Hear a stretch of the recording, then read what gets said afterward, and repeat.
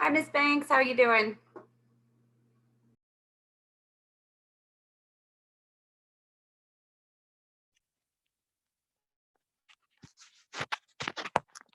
Good, I was muted.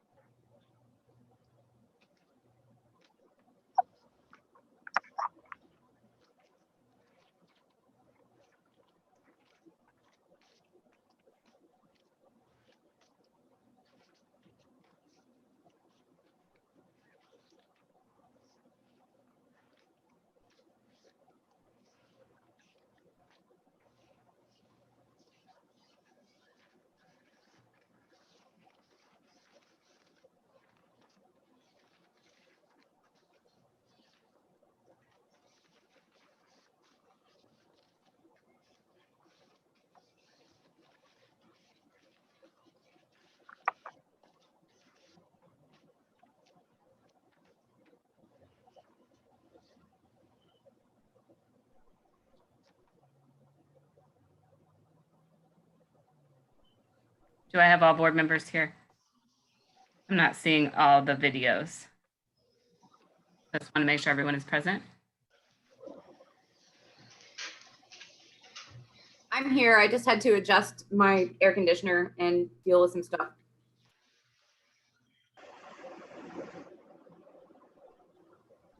So if board members are at your computers and ready to go, if you could turn your video on just for a moment so I can make sure that everyone is here.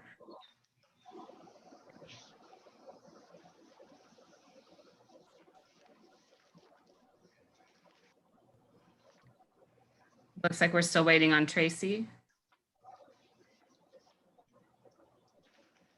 I'll be right back.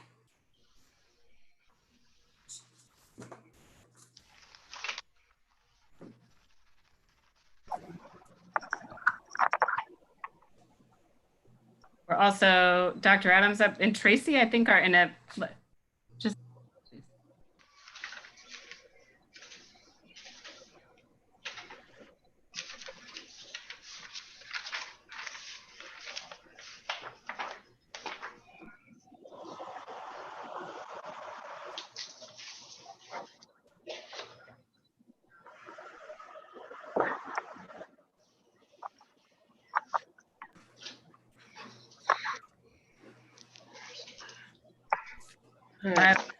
For the technical difficulties, we're still trying to get Tracy connected. Okay, I'm here.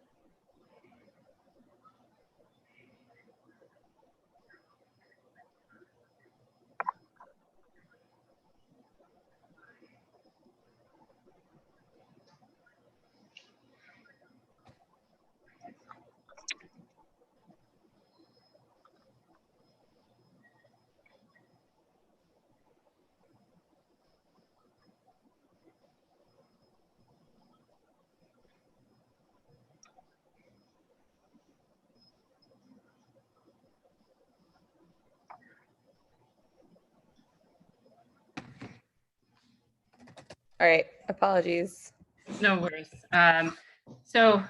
Before we begin our meeting tonight, I would like to ask that we all pause for both a moment of reflection in remembrance of those who have lost their lives to police brutality, as well as a moment of recognition that the racist nature of our systems and societal structures is contributing to these acts every day and will continue to do so until we make the intentional and long-lasting changes that we so desperately need.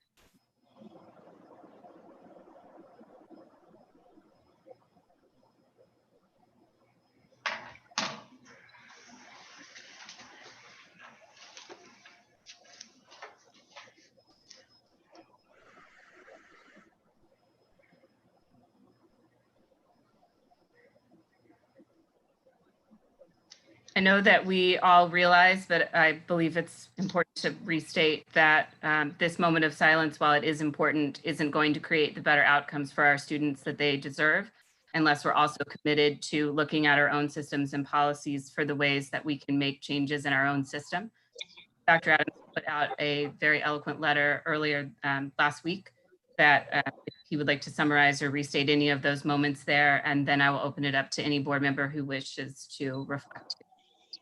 First of all, thank you, President. As you have already indicated, after some reflection based upon what's occurred in our community, as well as the 28 communities across this country that have been impacted by the death of a young man that did not need to die and the way that he died for sure. I just want to assure the board that I am concerned, as you indicated, that this is just not a moment, that this really has to be a movement, and we really have to be the ones that determine what that's like. As a result of me writing the document, writing the letter, and also thinking about this in a different kind of way, such that this does not become a moment, I did some research to determine that we spend $6.1 million a year on security. Which represents about 0.22% of our budget. Adam Lang, Mr. Lang, last school year, when he was impaneled as a board member, asked to attend our training around security. So I spent some time today, yesterday, this weekend, going back and looking at the agenda that we provided to our 136 security officers. In that training, there was nothing around de-escalation. There was nothing around trauma-informed. And so part of what our responsibility will be as we move forward in this effort is to make sure that we're not training our security staff like police officers, but we're training them with the human touch, with a touch that says that they need to be about supporting students. So we make a commitment to this board and to this community and public that as we look at what we do with our staff, beginning in August and obviously earlier than that, that we will be committed to providing the board in July with our recommendations about what we need to be doing with our 136 officers, such that they see themselves in terms of providing support to students. While we have not had any major issues in that venue, it begs the question, what are we doing and how are we doing it? And so I just want to make a commitment to the board, to the community, that we will look differently. We train our staff, how we support our staff, such that our security staff, which I think is needed, no ifs and buts about it, are trained in a way that gives them the resources, if you will, arm them with the right resources in the training process that they can support the 21,000 students and the communities that we support every single day. So I want to thank the president for giving me the opportunity. Again, this is not about a moment, this is about a movement. And if it's a movement, then we have to do some things differently in terms of what we do. This is really not just geared around our security staff, but it really needs to be how we look at providing professional development to all of our staff. The security staff is where we'll start, but I do want to assure the board that we will look at what we're doing in terms of providing extended training for all of our security officers as we look at trauma-informed and de-escalation training that's presently not taking place with the 136 officers. To that end, I will end. Thank you very much.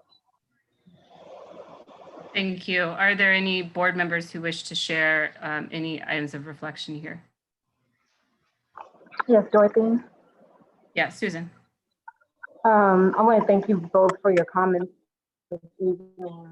And, you know, we're all facing, you know, hard times in the midst of the pandemic. And then what we're facing right now in our community, around the Black community specifically. And so I think it's really important that we truly stand against and really break down the structure of racism in our capacity, and specifically the school to prison pipeline. We know that this is a major contributor to the overall epidemic of police violence and also mass incarceration in the United States. And so some things that I would love for this board to consider moving forward outside of our security staff, outside of the staff, is to ensure that when we create policy, that we look at policies that result in, you know, looking at what is pushing our kids out of school, what's making it hard for our students to graduate.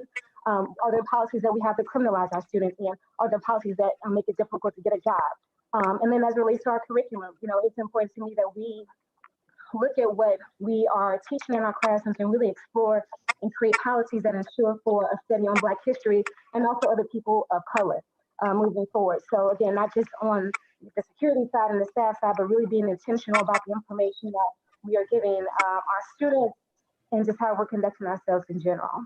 So that's my piece on that. Thank you, Susan.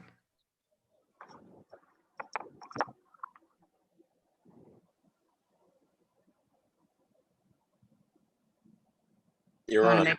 Dr. Roberts.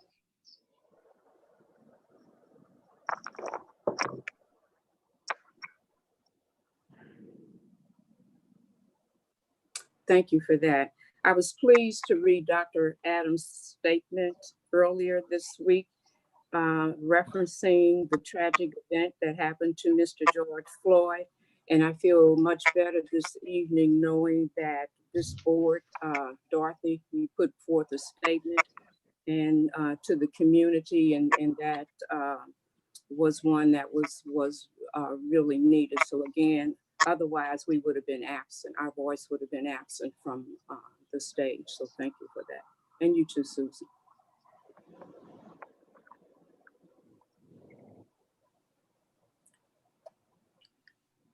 I want to also thank Dr. Adams for your response, and just echoing or going off of what Dr. Roberts is saying about voice. I also want to thank those who are out in the streets. I saw some great things and some great protests, and I know people feel differently about protests, but I want to reiterate that protest comes from the voice of the unheard. So in addition to making sure that we are speaking out against police brutality and not reinforcing that through our own systems, I also want to thank those who are fighting for Black voices as well, and those who are in allyship and making sure that those out there who are trying to suppress and silence Black voices don't have the opportunity to do so.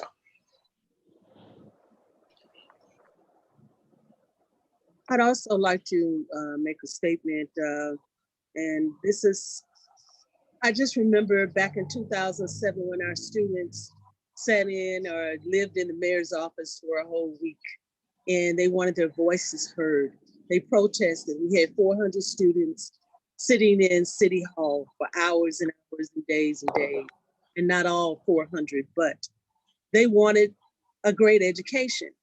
And so the death of Mr. Floyd, it was very painful to watch. But I've seen it so many times here, things happen like this in Walnut Park. And I live in one of the poorest communities or neighborhood in the city of St. Louis, but in a neighborhood where people have a lot of pride and a lot of hardworking people. And I just want to make sure that I am, again, recommitted to doing my very best for all St. Louis public school students, because they are our future and they deserve the very best. And I just want to make sure that everything that I do as a board member will reflect positively on our students as well as our staff. Thank you. I would love to build on sort of what Donna said about our responsibility as board members. I'm really hoping that as a board, we can commit to eliminating disparities based on race in things like special education, diagnosing, access to gifted education programs, coursework, curricula, materials that we can use to ensure that we're getting multicultural worldviews and viewpoints. And I would really like to reevaluate our security training procedures and protocols. I think that there are also things that we can do to ensure that we're working to hire Black leaders as teachers and staff members, and continue those efforts. I know that we've started them, but making sure that we're hiring and retaining those role models for our students. And in the same vein, equipping our white teachers to, to be prepared with the tools and skills and knowledge that they need in order to provide an equitable education to all of our students. And so, I also appreciate everyone who is, taking action in St. Louis right now. And when I think about what we can do as a board, and what we can do as a school community, as a district community, these are some of the things that come to mind. So I'd really like to see us commit to taking action in some of those areas.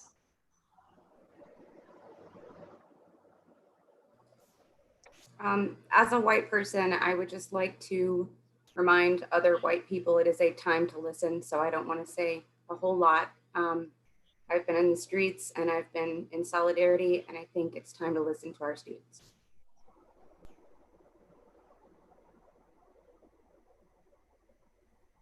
there anyone else who has any words that they wish to share at this time?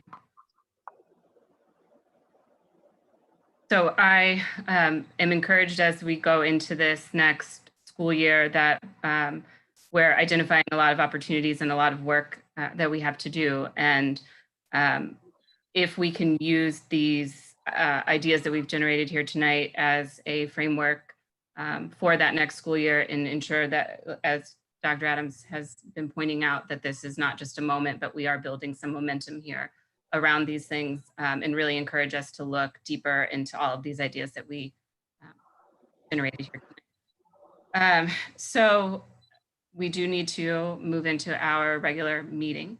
So is there a motion to approve and adopt the June 9th, 2020 regular business meeting agenda?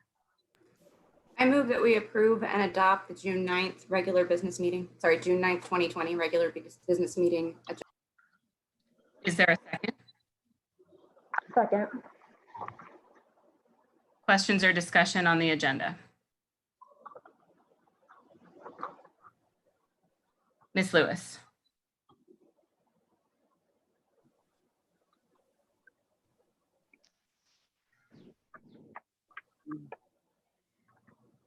Ms. D. Jones, Yes. Ms. S. Jones, Yes. Mr. Lane, Yes. Ms. Miller, Yes. Dr. Roberts,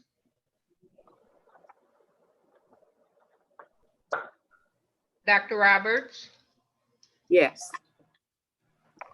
Mrs. Val, Yes, Mrs. Rhodey Collins.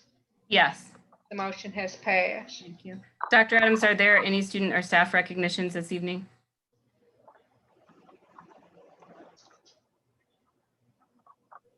Dr. Adams, you're on mute. There's one item, superintendent's report. I'll just read it. I think Mrs. Benoit's going to put it on the screen for the public to see. If you could do that at this time, Benoit, then I'll read what I have.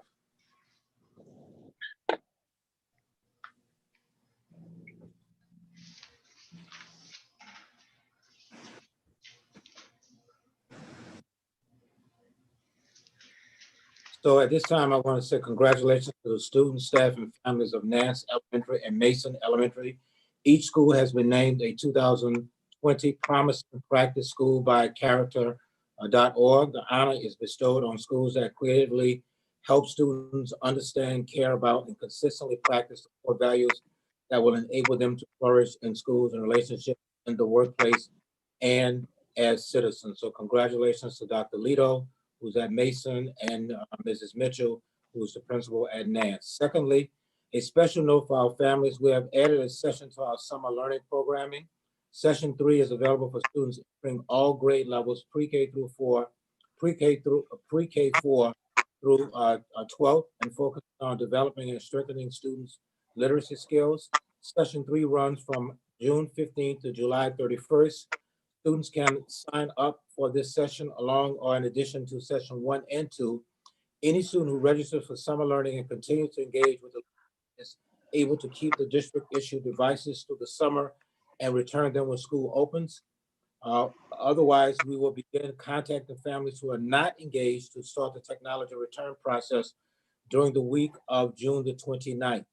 To learn more and register for summer learning, please visit slps.org/summer. Some 3,000 students have already signed up based upon some data that we have as of yesterday. Finally, we have 3 really exceptional, extraordinary principals retire at the end of this school year. I want to publicly thank them for their services. Best wishes and happy retirement to Dr. Deb Lito of Elementary, Dr. Thomas Kaysen of Sodan International Studies High School, Mrs. Patricia Cox of Farragut Elementary. We've already kind of honored them in our own way through a Zoom process the last Monday, but you will be missed and your students and staff will never forget the positive impact you had on their lives. Again, we would normally do this if we were meeting face to face, but I want to recognize those 3 persons for the work that they've done over a period of time. So thank you very much, board and board president. Those are the only comments I have at this point in time. Thank you, Dr. Adams, and congratulations and happy retirement to everyone. At this point, we will move into our annual board officer election. So I will turn this over to Dr. Adams, who will chair the election process for board president. And then the newly elected president will chair the remainder of the meeting. So I'll start by reading the duties of the president.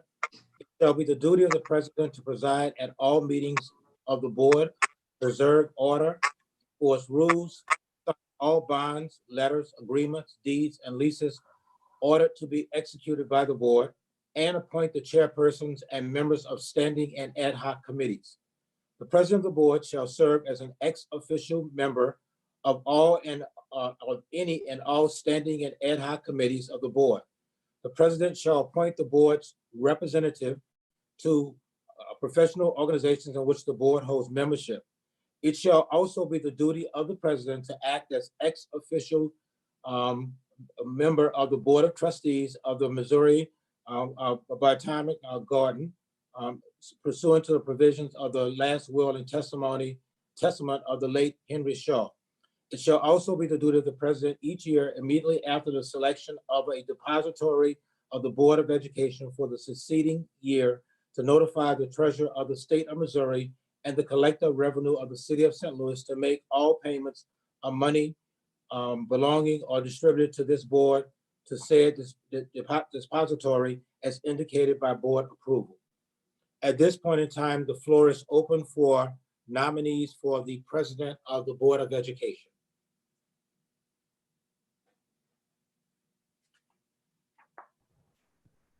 A second is not required. A board member may second the nominee to show support, but a second is not required. Yeah, I would like to nominate Susan Jones as president. In the time that I've spent with Susan on the board, she's been an incredibly strong board member. She's always made me think. And I believe that it's important that we put action behind what we just stated about making changes to our district and the things that we have, the changes that we know we need to make. And I believe that Susan is someone that is eminently capable of doing that, and is a role model in my mind, and I believe in the minds of many of our constituents.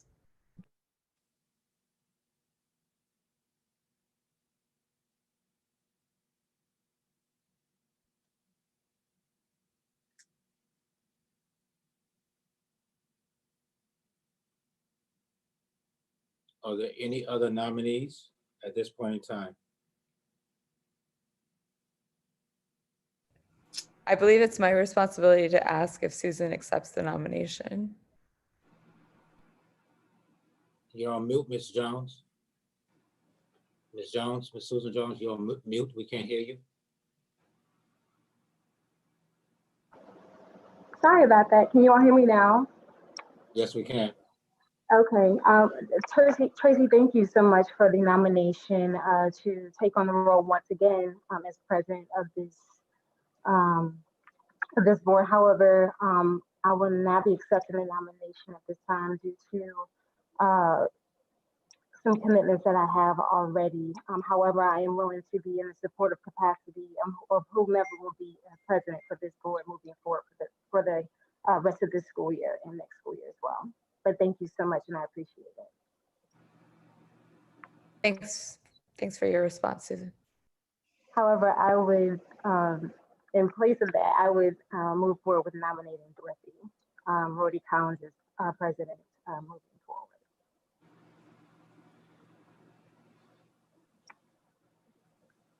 I will accept that nomination. Question, is it possible to nominate oneself? Yes, ma'am, it is possible. I apologize. Nomination must accept, as Mrs. Rhodey Collins did, a board member may nominate themselves. Yes, ma'am, that is correct. Okay, then I will proceed to put my name up for nomination. And I'd like to begin by thanking the community for advocating for return to local control and giving me a seat at the table. I also would like to recognize my fellow board members who are in place, Donna, Susan, Natalie, and Dorothy, for their service prior to July 1, 2019, which was the official day of return to governance to the duly elected Board of Education. I am running for president of the board because I am and will remain committed to student achievement, transparency, community engagement and collaboration, data-driven decisions, and of course, accountability of our one employee, the superintendent. I am experienced with the nuances of the district, having served as a teacher, building administrator, central office administrator. I have visited every school in the district in support of our students, staff, and parents. I have proceeded to onboard myself in my role of governance by completing 3 levels of the 4 levels of board certification. I have also visited 5 local school board meetings to enhance my role and understand the importance of good governance. I also represent the St. Louis Public Schools on the Council of Great City Schools Board of Directors. And so again, thank you for allowing me to place my name in nomination. And I will close with the fact that I reject what-if thinking, and I'm a big picture thinker and leader. Thank you so much. Thank you, Dr. Roberts. The floor is still open for other nominations. Although I know seconds aren't needed, I will second the nomination wholeheartedly for Dr. Joyce Roberts, and I'll be brief. In my year plus on the board, I feel like Dr. Roberts' experience has lent to a lot of fruitful discussion that we've been able to have as a board, as well as potential directions that we could go in for the future. So I'm actually excited to see what this board can do, especially for the students of St. Louis Public Schools under her direction. Thank you, Mr. Are there any other comments, discussion, or nominations?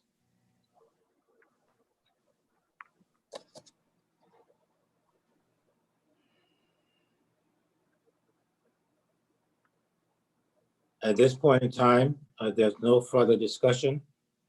Mrs. Lewis, if you don't mind taking a roll call vote.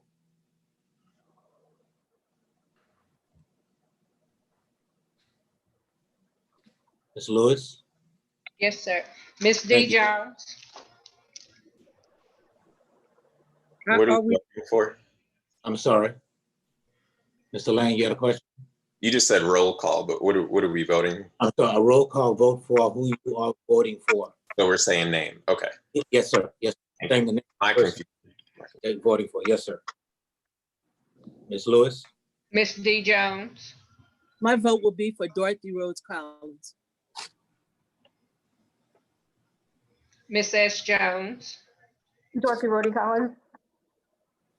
Mr. Lane, Dr. Joyce Roberts. Ms. Miller, Dorothy Rhodey Collins. Dr. Roberts, Dr. Roberts.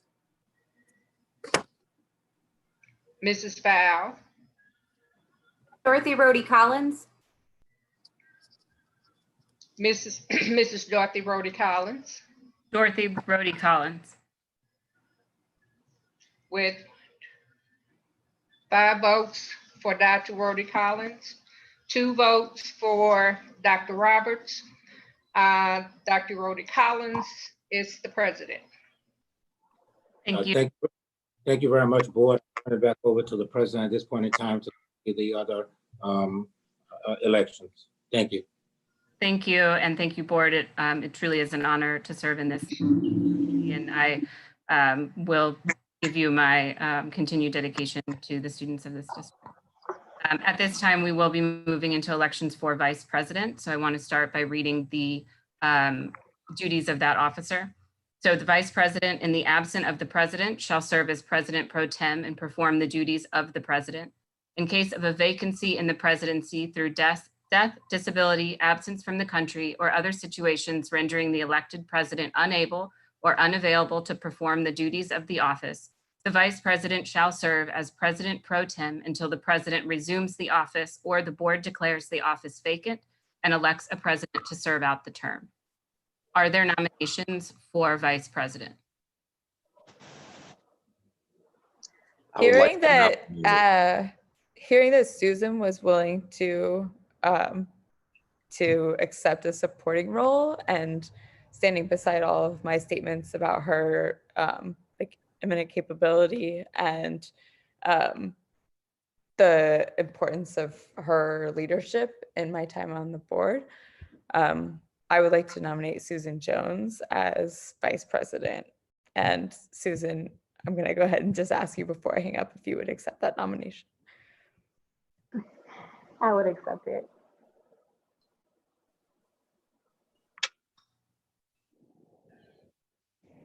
Are there other nominations for vice president?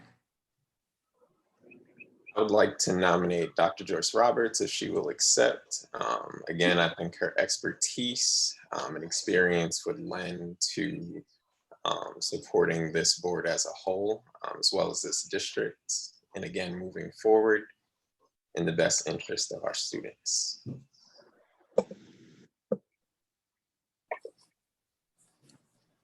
Dr. Roberts, do you accept? Yes. Are there other nominations for vice president?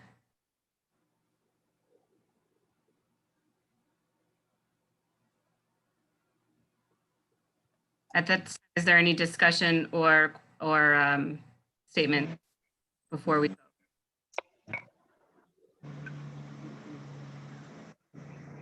Ms. Lewis?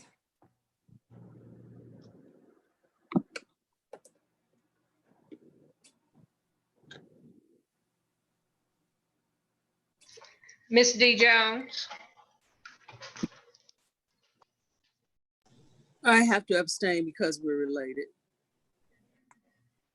Ms. S. Jones, Susan Jones. Mr. Lane, Dr. Joyce Roberts. Ms. Miller, Susan Jones. Dr. Roberts, Dr. Roberts. Mrs. Val, I am honestly undecided. Could you come back to me? Mrs. Rhodey Collins, Susan Jones? are you ready, Mrs. Val? Susan Jones.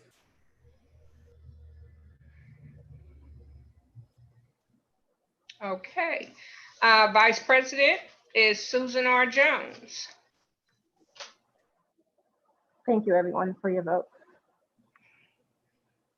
Moving into secretary, I'll start by reading the duties of secretary. The secretary shall execute such documents and perform such acts as required to be executed and performed only by an officer appointed by and directly responsible to the board. The secretary shall have custody of the book of record of board proceedings and perform such other duties as the law requires and the board assigns. The secretary shall promptly furnish copies of all communications directed to the board to each board member in time for the next meeting. It shall also be the duty of the secretary to cause written responses to be made to questions or requests for information made by speakers at board meetings when such questions or requests are not answered. Are there nominations for secretary?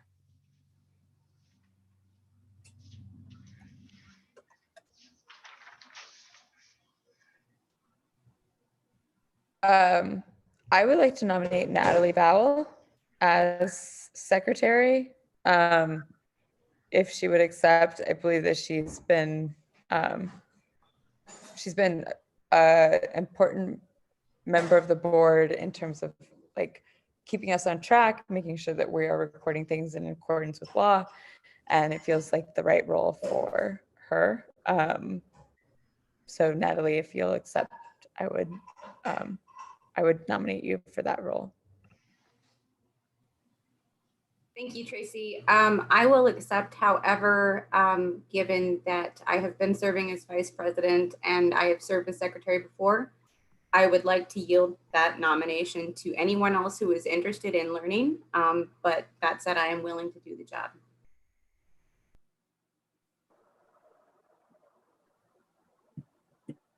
Are there other nominations for secretary?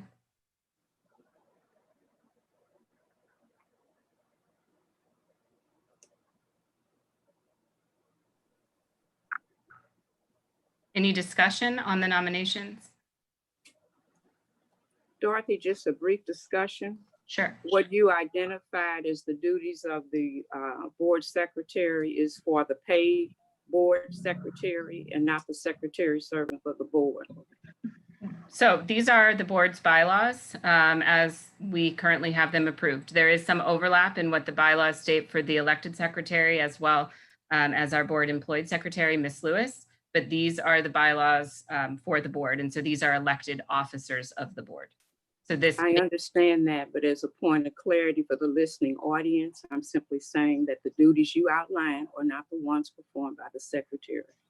so this would Voted on require, for the board.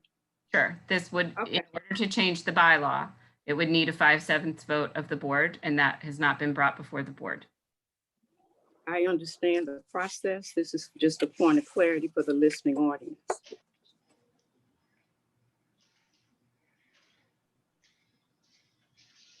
Any other discussion? Ms. Lewis, Miss D. Jones,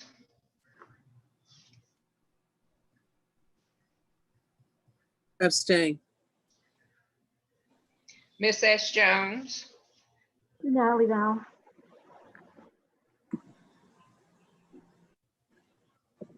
Mr. Lang, Abstain.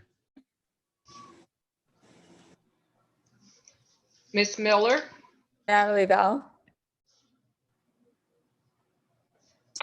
Dr. Roberts, Abstain. Mrs. Val, Natalie Val, Mrs. Rhodey Collins. Natalie Val. We have a 4 vote for Mrs. Val and 3 abstentions. Mrs. Val is the secretary. Congratulations.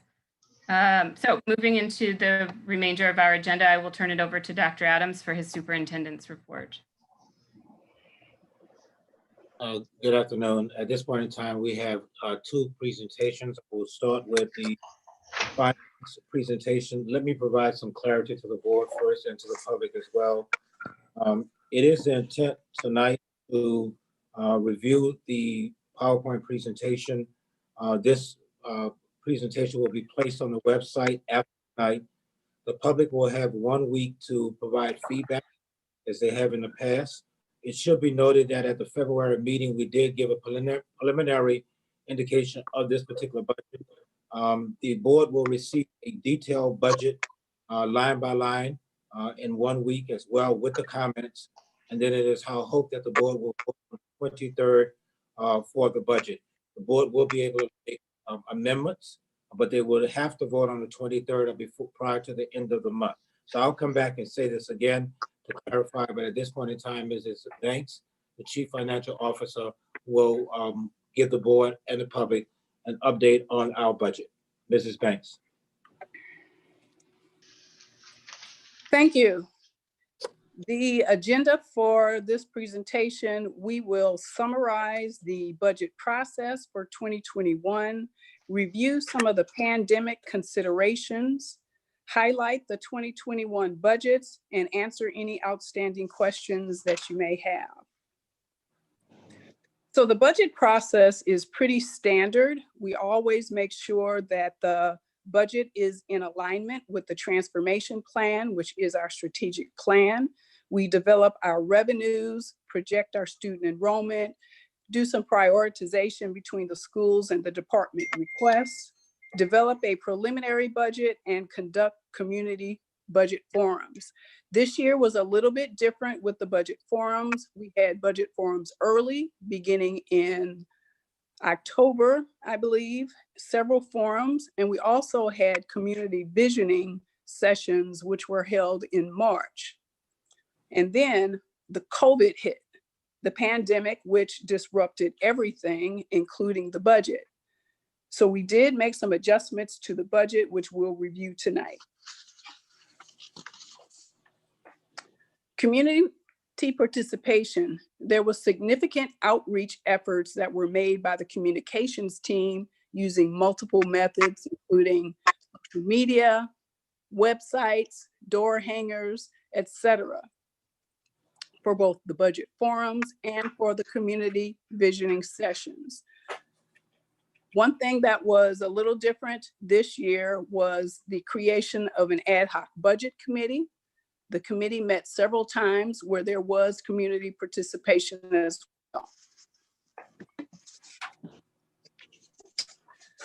To put a little bit of context to the current pandemic crisis, we all know that there was significant unemployment that happened in March and April.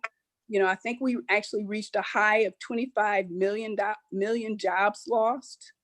And if you compare that to the fact that generally it takes over a decade to have that type of job loss, and in comparison to the Great Recession, which was in the 2007, 2008 timeframe, only 9 million jobs were lost during that time, and that happened over a period of 2 years. So this significant rise in unemployment definitely increases those enrolling onto Medicaid and other social services, which has an impact on the state budget. As we consider some of our assumptions, you know, another consideration is Moody's stress testing. And I'm not going to go through the slide, but I did want to at least acknowledge some of the things that we've been doing.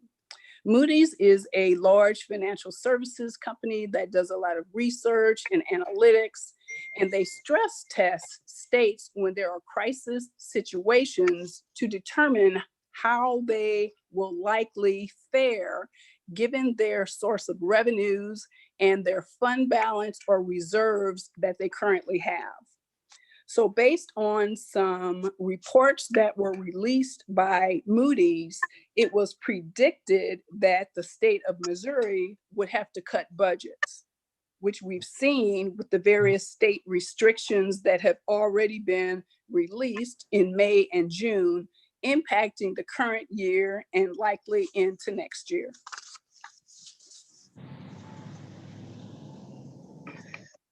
So as we did a review of our major revenues over time, looking back to 2007, 2008, up until the current year, we were able to see what happened during the Great Recession and how did that impact the revenues that we rely on most heavily. Now, some of this is probably hard to see, but the top line on the right-hand side, really, we saw that there was no great dip in the property tax revenue, which is the most significant source of revenue for the district. Really didn't see any, which was somewhat surprising. Also, our sales taxes, which is our second source of revenue, really did not see any significant decrease or decline during the Great Recession. Our federal revenues, which includes more than just our local revenues, all of our federal grants and things. There were some stimulus funds that happened during the Great Recession that significantly increased our federal revenues. We know that we have CARES funds this year that we already have heard about, but nothing to the extent that was seen during the Great Recession. So we don't know if there are going to be more stimulus funds forthcoming, but from a federal standpoint, during the Great Recession, there were a great number of revenues. And then state aid, which is really the major decline line that you see on the chart, most of that was due to enrollment reasons and lack of the state fully funding the formula.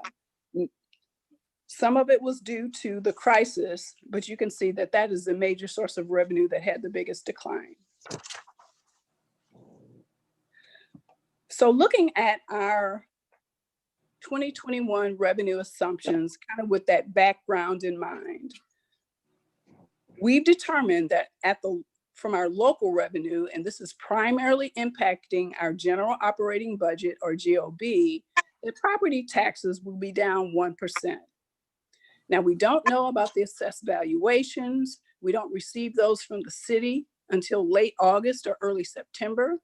The tax rate won't be set until September. So some of that also will impact our property tax revenue. But generally, we've assumed that property taxes will be down 1%. And that is by far our largest source of revenue. Sales taxes, we anticipate will be down 7%. Sales taxes, although a large percentage of our revenue, is a much smaller percent as compared to property taxes. We listened to the governor calls where they indicated that state sales taxes were down significantly. So we landed on the 7% reduction in sales taxes. As we look at our state revenue, this is mostly related to our general operating budget again. Our basic formula or state aid revenue will be down roughly 50%. But again, much of the reduction is due to our lower enrollment and also a lack of summer school. Our summer school that we would have had this June would have been included in next year's revenue.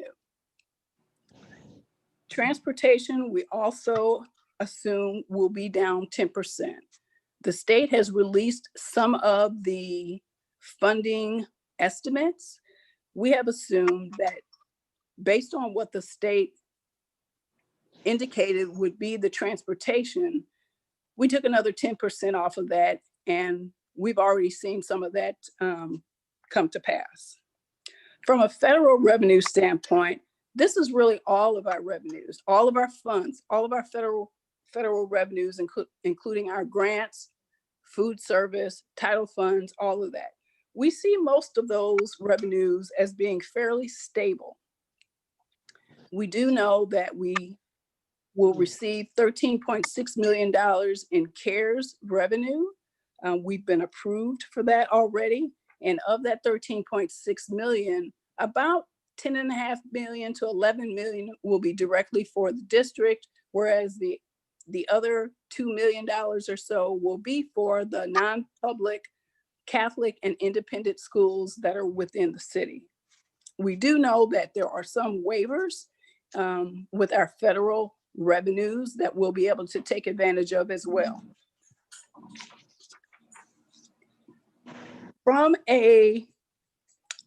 So we know that our revenues will be down. What are we doing with our expenditures?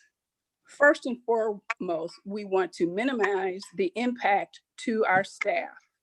We want to make sure that schools stay as whole as possible. We want to leverage funds, meaning that if there are any staff that are being paid for in one source of funds, general operating in particular, where we know we're going to have some reductions, we'll be able to maintain those funds in another revenue source.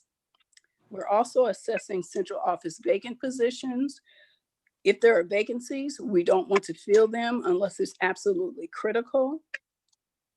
And from a discretionary standpoint, these are our non-payroll budgets. Again, trying to keep schools as whole as possible. We know that there was a lot of spending that did not happen, as usually may have happened when the pandemic hit. A lot of things were kind of halted in mid-March, including summer school. We didn't have summer school, so that was a savings to our current year budget. That will, of course, we're planning for summer school for next year. Transportation, we didn't have full transportation this year. That was a savings. We'll need to add those back for next year, along with textbooks or other academic needs that might arise based on virtual learning. So since we're adding some expenditures back and we know that budgets will be down, we'll be reducing some capital expenditures and technology expenditures. We know that travel will be down, but we'll be able to leverage the CARES funds to offset some of those reductions, particularly technology, and use any other flexibilities that might be available in those CARES funds. So kind of in summary, from a fund standpoint, our general operating budget, we know our revenues will be lower. We've assumed lower tax collections. Our state revenue is going to be down. Our GOB expenditures, as I mentioned, transportation, summer school and textbooks or academic programs, those will be higher. And the early childhood expenditures that are on general operating budget this year, we'll be moving those to the trust funds, as you can see below, also reducing those capital projects, technology, and travel. Again, our federal funds, fairly stable. We know we have those CARES allocations, and those funds will be available to use through September 2022. Our debt funds will have our revenues may be slightly lower because of the property tax collections, but the expenditures will be mainly the same. They might be a little bit up because those are really based on a schedule. And again, those trust funds, those early childhood expenditures, including the foundation from the Jack Taylor grant, those will be higher next year. So the high level summary for our fiscal year 2021 general operating budget, we've got the 2018-19 actual revenues and expenditures, so you can see where we actually landed last year from a comparison standpoint. We have the projected current year revenues and expenditures here. However, the year is not quite over. We will be well into August before we will have collected all of the revenues for the current year and paid all of the invoices. So there will be some variation in this 2019-20 budget. As Dr. Adams mentioned, we had a preliminary 2021 budget that was presented in February. Based on the pandemic, we did come back and make some adjustments to the revenue. That's the unadjusted post-COVID, column 3 for the budgets. And you can see that certainly we were anticipating spending more from a 2021 standpoint, which would have put us into a deficit situation to the tune of $9.7 million. So we did go back and do some fine tuning and make some additional adjustments. Revenue actually went up slightly, and the expenditures were cut based on the prior slides that we just talked about. You'll notice that we are still below the fiscal year 2019 spending, though.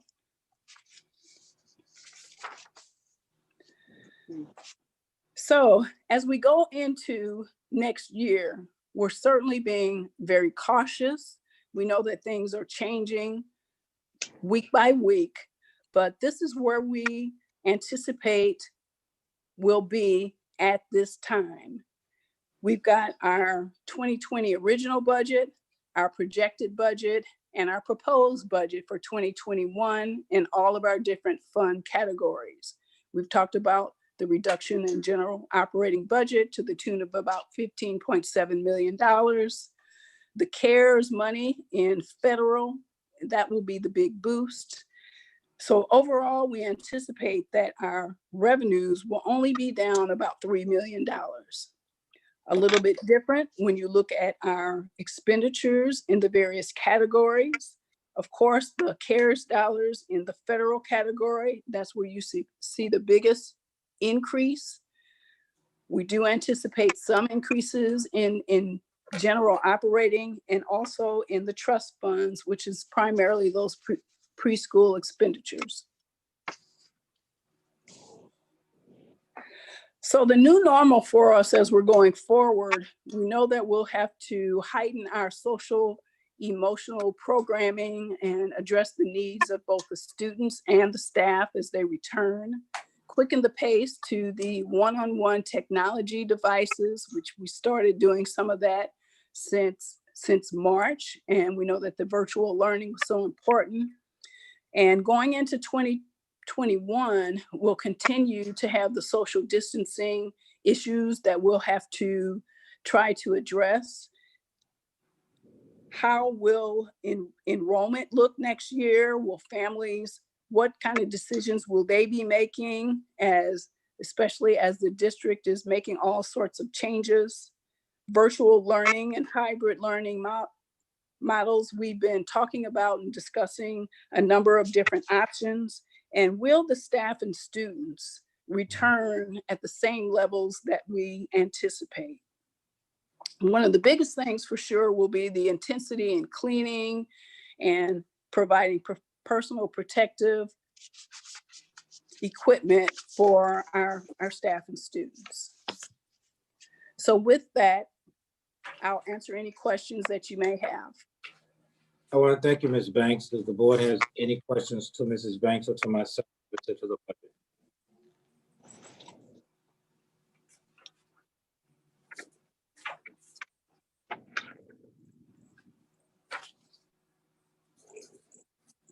I have a couple questions. So I'm wondering, as Ms. Banks stated, the, I guess, financial picture is changing on a pretty rapid basis. Would it be possible for us to move from quarterly updates to monthly updates and regarding the budget, and then also, if possible, get some like updated data on how the CARES dollars are being spent as part of that monthly budget? Yes, we will be able to provide that to you. Starting, obviously, will be a lag, but yes, the answer to the question is yes. We have not received CARE funding yet. We have applied for it, received notice that we will be receiving it. But yes, we can give you some update in terms of what we're doing around CARE dollars, yes. Do you have any idea, I know it's early and we haven't received money yet, but do you have any ideas about how those CARES dollars will be spent? We made a request for dollars to be spent around social promotional, technology, and PPE equipment at this point in time. So masks, thermometers, also for technologists so that we could do the one-on-one, one-to-one, additional cleaning supplies, likely the notion of extended extra service pay if security have to work longer periods of time, or custodians as well. Those are some of the things that we put in our application.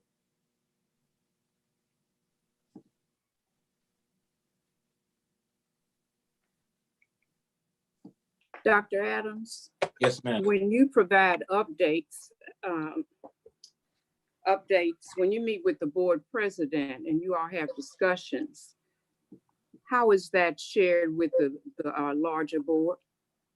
Do you share it, or is that the responsibility of the board president? I think I'll let the president answer that question. I can do either, but the president answer that question. Okay. Generally, so just to provide an overview of how Dr. Adams and I communicate, we have weekly meetings. We meet on Wednesday mornings. Generally, those meetings are around following up on action items from previous meetings. So intentionally Wednesday mornings is a good time because as clearly our meetings are on Tuesday. So it's following up with action items and dividing up who is going to take care of any type of distribution of information or tasks that might be pertinent to the discussion beforehand, as well as planning for the next meeting. There are updates about things that are leading into potential agenda items. So providing updates so we know how to pace the agenda and figure out what month things would lay. So if there is a desire from the board to get some additional details from those meetings, I can certainly provide that. But it is generally regarding meeting business. There are no secrets. So I'm happy to give you a rundown following our conversations if that's something the board wants. Okay, I'm still trying to follow what you just shared. You and Dr. Adams meet and you discuss agenda items? So yes, that's the majority of our conversation. So following up from one meeting, so tomorrow morning we will meet, we will essentially debrief this meeting and figure out what are the tasks that need action, which one of us is going to take the lead on that action, how is information going to get distributed, as well as running through a number of things that lead up to future agenda items. So if we have St. Omer to draft policy, following up, making sure that those things are being done, evaluating board protocols or procedures, and then working into planning the agenda. So as I've shared with the board a number of times over the year, we're generally working with looking 1, 2, 3 months ahead at all times, trying to figure out how we're going to move through the business of the board. So just like the consent agenda is done a month in advance, we are looking to plan those, our meeting agendas and work session agendas kind of over that same time frame. So yes. When you speak to work session agendas, are you speaking to work session agendas between you and the superintendent, or board having work sessions where we discuss things of import around governance of this board? So it depends on where we're at. So currently in this pandemic climate, we've been very focused on things that are have a direct relation to students. So I've shared previously that we have had to set some of the board's, I guess, personal responsibility, or not personal, but the board's kind of discussion of itself to the side so we can focus on the pandemic response. Particularly right now, we're looking at budget, pandemic response, and school restart. There is just a number of items, both in closed session and open session, that are crucially important in taking up the bulk of our work session time. Okay, well, prior to the pandemic, there was very little time for board discussion around issues. And so I hope moving forward that we can get to a point where the board can discuss issues as well. Thank you. This has come up a number of times. I remain responsive to suggestions from the board. It has been something that we sometimes have a lot of requests from the board, sometimes we do not. And so regardless, there is still the work of the school district that has to continue. So I will welcome any suggestions you have in this area, and I will continue to try to be responsive to the board. Okay. I have a question on community participation. I wanted to know more information about the ad hoc budget. Is it going to be televised, or how would the public, or is it going to go live at any particular time so that we can see what's going on in the ad hoc budget committee? Because I'm not clear about what they're doing right now. I know they're doing a lot, so how we're doing that to be transparent. As it relates to the meeting itself, the meeting is televised. I'll let Mr. Lang give you an update otherwise, but the meeting, as we are in this COVID-19 Zoom kind of meetings, the meetings have been, the last meeting was live. Mr. Lang is planning a meeting. That meeting will be live as well for persons of view. I'll let Mr. Lang speak to any more details. Okay, so there have been live meetings. I don't recall the alerts to the meetings. I wanted to watch. The meetings are posted on the website so that we have sent out anything to the board. For the next future meeting, I'll make sure that a link is sent to board members who want to watch the meeting, but the meeting has been live and recorded. So we do have a meeting recorded, and we could give you a link to see the meeting that was recorded. It is on the district's website for anybody that could see the last meeting that took place. I think it was last Friday, if I'm correct. Thank you, Dr. Adams. And to follow Thank up, you. Thank you, Dr. Adams. And to follow up with that, Ms. Jones, yep, so the meetings are posted, they are live, they are recorded, so there are videos that you can watch, but also I do have a report. In my board report, I'll be talking about what was last discussed in our meeting, what are upcoming presentations to the board and deliverables to the board. So if there are additional questions that you have for me at that time, I'll be more than happy to answer them in our once we get to the report. And I'll go next. So I just have one request, but I want to thank Dr. Adams, Ms. Banks, and your team for putting this together. especially I know we've talked about the budget already, but that particular lens in looking at what the COVID impact is. For the sake of transparency, would you mind just discussing, like, in terms of emergency? I know we have COVID dollars coming in, but in the sake of transparency, we did talk about the fund balance and then that being used for any emergency deficits. I would just hate for the public to see a negative number and assume that we have no plan for that. So would you mind just shedding some light, like you did for us, about reserves, those emergencies, and the fund balance, if we need to dip into those? But I know we're hoping that the COVID fund, the CARES funds, account for it. I want to So, make yes. sure that makes sense, though. Yes, sir. Thank you, Mr. Lang. At this point in time, we feel comfortable that we can balance this year's, at least the upcoming budget, by making the kind of adjustments that Ms. Banks has indicated: freezing salaries, freezing positions, moving dollars out of early childhood trust fund to the GOB, and also use some of the CARE dollars to likely cover some of the things that might be impacted by COVID-19. What we are unsure of, as Mrs. Banks indicated, is we don't know. While she does an excellent job of making estimates and projections, we really don't know what's going to happen. We are on uncharted territory. So the budget surplus that we have, that might be shown on the slide, could be possibly used to address any kind of outstanding issues that come if property tax don't come in the way they want to. I'll just give you an example today. Mrs. Banks emailed me earlier today to indicate that the June payment that we expected to get, we will not be getting any money in June for transportation as well as for any state dollars. Why? Because the governor reduced the DESE, the elementary the K-12 budget by some $131 million. And we had some estimates that we believe that we were going to get XYZ dollars. We learned today that we're not going to get any dollars at all. As a matter of fact, it seems that we might have to give the state some money back. And so those are the nuances that occur. And so the surplus will be used to cover any of those outstanding issues, such that we are not put in a position where we are below the 3% that the state requests, which will put us in a distressed district. That would be around $10 million. And so we fall away from that point. But to your point, Mr. Lang, we are going to balance the budget based upon using a number of different strategies, as I already indicated, and the surplus dollars may be there to assist us if the revenue doesn't meet the expectations that we think that might occur. Thank you. And thank you for specifying there too, because I know I've asked in the past, and I know members of the public have as well, about what do we use our surplus dollars for? So thank you for clarifying. Thank you.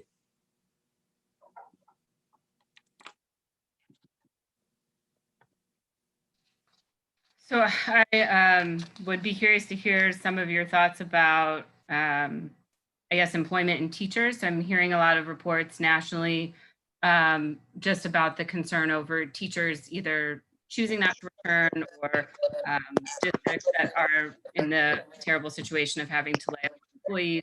Do you have any inclination about how those types of, those things that are happening nationally may be affecting our district? So Columbia School District on last night voted to ask parents, which we will likely be doing as well, what they wanted to do. Did they want hybrid? Did they want to come brick and mortar, meaning coming back to school, or did they want online instruction? That will give us a lot of information, board and president and community, around what we might need in terms of staffing, what we might need in terms of transportation, what kind of additional technology we might need and support. Right now, the research is indicating, at least the national data, indicating that 25% of the teachers will not feel comfortable about coming back in a building and what that might mean for us. It's premature right now to kind of talk about what that might be, quite frankly, president and board, but I would suspect that at the next meeting, which is a work session meeting, as well as the meeting in July, because it is my intent to give you a full explanation of what we think will happen in July, as all districts are looking to target the second week in July for giving their community what the recommendations might be in terms of moving forward. So right now, the data is indicating 25%. As I indicated to you, I think in a previous meeting, we have about 131 resignations right now. This time last year, we had about 261. We believe that people are holding, making decisions until they know better about what might happen.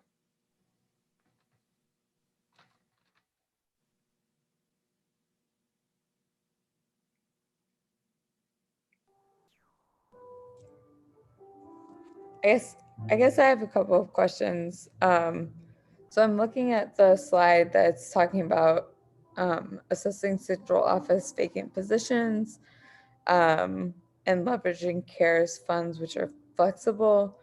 I'm wondering what exactly those sort of like bullet points have in mind, or like what does that mean to assess central office vacant positions?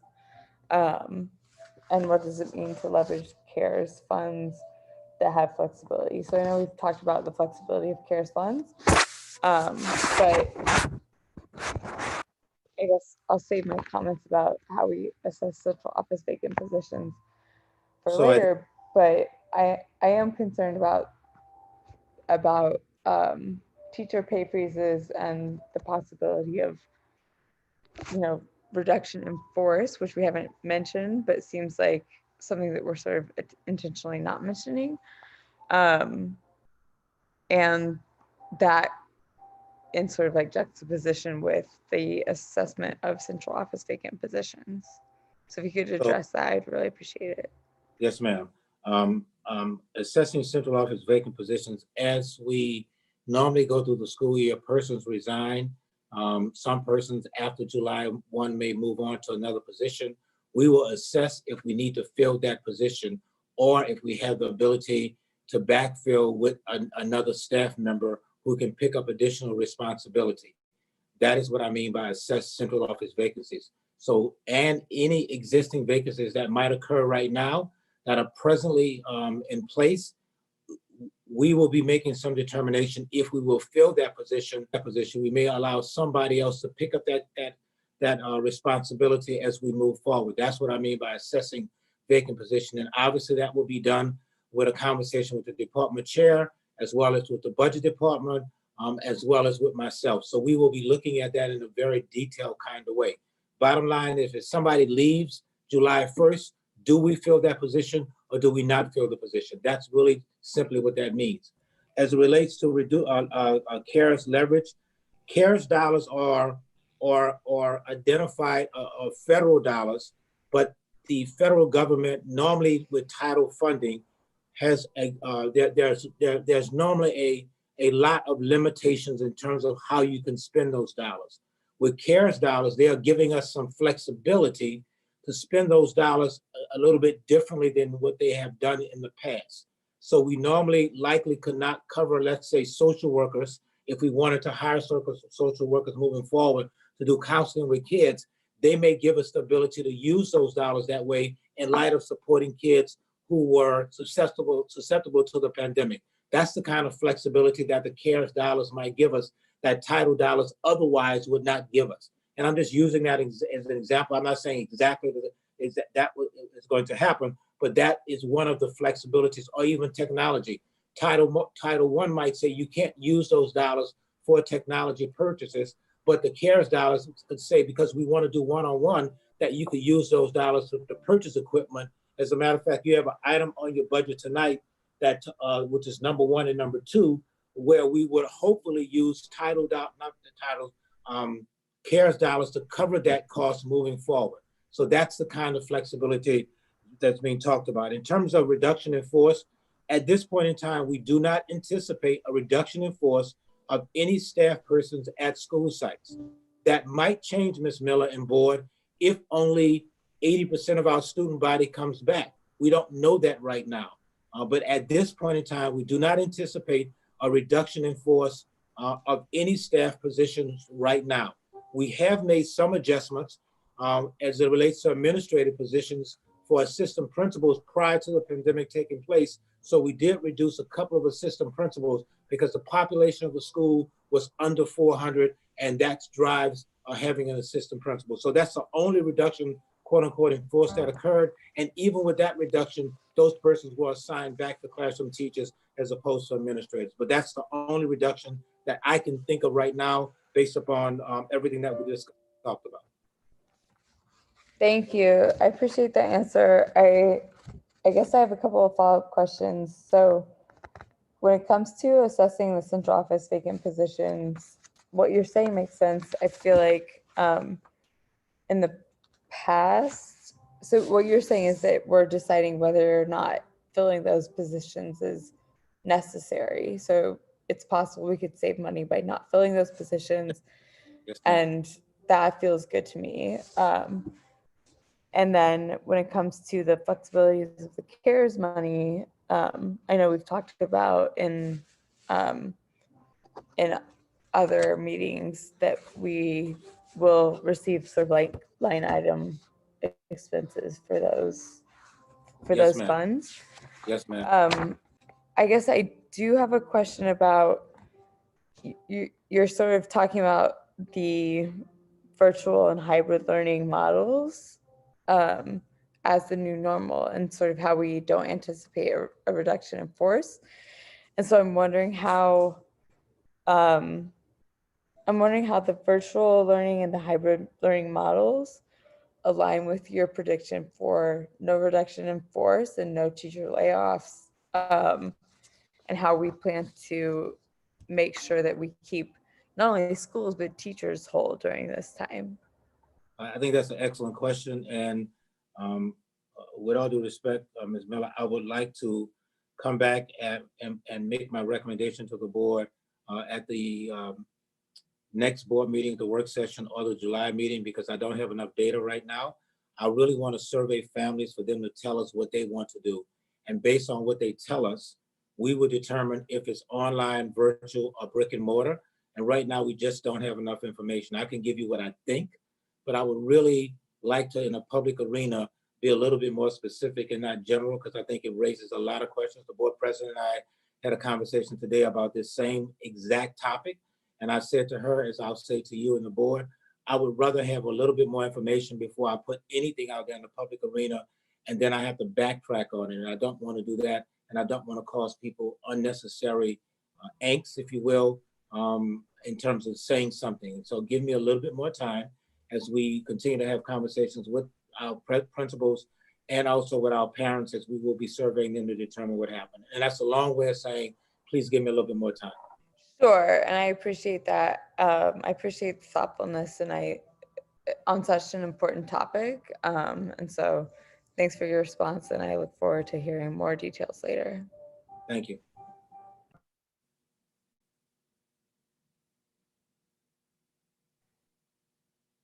So I have one last question. Thinking about the consent agenda, and I know that the process, as I mentioned earlier, is several months in advance. So I just would like to put it out there that as we go through the next couple of months consent agendas, if there are things that on, I guess, further evaluation or in light of changing finances, if there are things that we need to reevaluate or consider pulling, or they no longer seem like the most prudent use of our money, if we could be alerted to those things just as we go through, since they are prepared in advance. Yes, ma'am, we will look to do that. I think it's more likely that we might be reducing some contracts as opposed to pulling once we make a commitment around a contract, like we did with, I guess food service might be an example. We would likely reduce the amount as opposed to pull it all together, but let you know what the reduction might be. Sure, thank you. You're welcome. Dorothy, I'd like to follow up with a quick question. I'd like to get a summary of what the discussion is that you're having with the superintendent every week and an agenda. So just to be clear, any board member can call the superintendent and ask questions about the presentations, which is what he's referring to here. This was not our weekly scheduled meeting. I called him today because I had questions about the consent agenda items and about the presentations. And in the spirit of no surprises, I wanted to discuss it with him beforehand. So this was not our planning meeting. This was me serving in my capacity as a board member to get information to be prepared for the meeting tonight. Can I And jump the in real reason fast why and I'm just asking, the reason why I'm asking that question is because I'm very comfortable calling the superintendent and asking him questions. And when I do, he refers me back to, didn't you hear about that from the board president? And so I'm kind of caught here between he said, she said. And so it would be helpful going forward if I could get a summary of those discussions. So I'm happy to provide a summary of discussions that I have in my capacity as board president. Thank you. But as when I am calling as a board member to obtain further information, if I will be providing that, I would then request that all board members share all their conversations as well. Because I think there is, yes, I serve as the board president, but I do also have a capacity the same as everyone else's board member. And so I want to be clear, every board member is allowed to call the superintendent to gain clarity, ask additional information, seek information at any time. So I'm clear on that because I do that. I do call him seeking Yes. additional clarity. What I'm asking for some clarity from you around is the discussion that you and the superintendent have as your role as board president when you plan for the board work sessions. That's what I'm referring to. so I can provide that to you, yes. Thank you so much.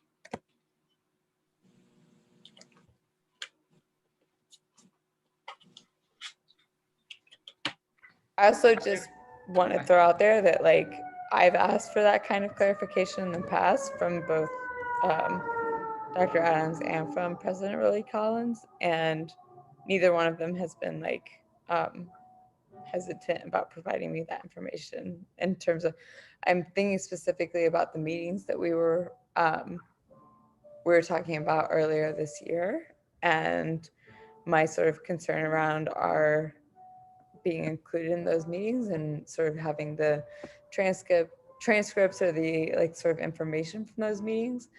And I know Don and I actually talked about this. I haven't ever had an instance where Dr. Adams or President Willie Collins was hesitant about providing information. So I'm just throwing it out there that I think any kind of like communication that we can engage in is going to be more helpful than not.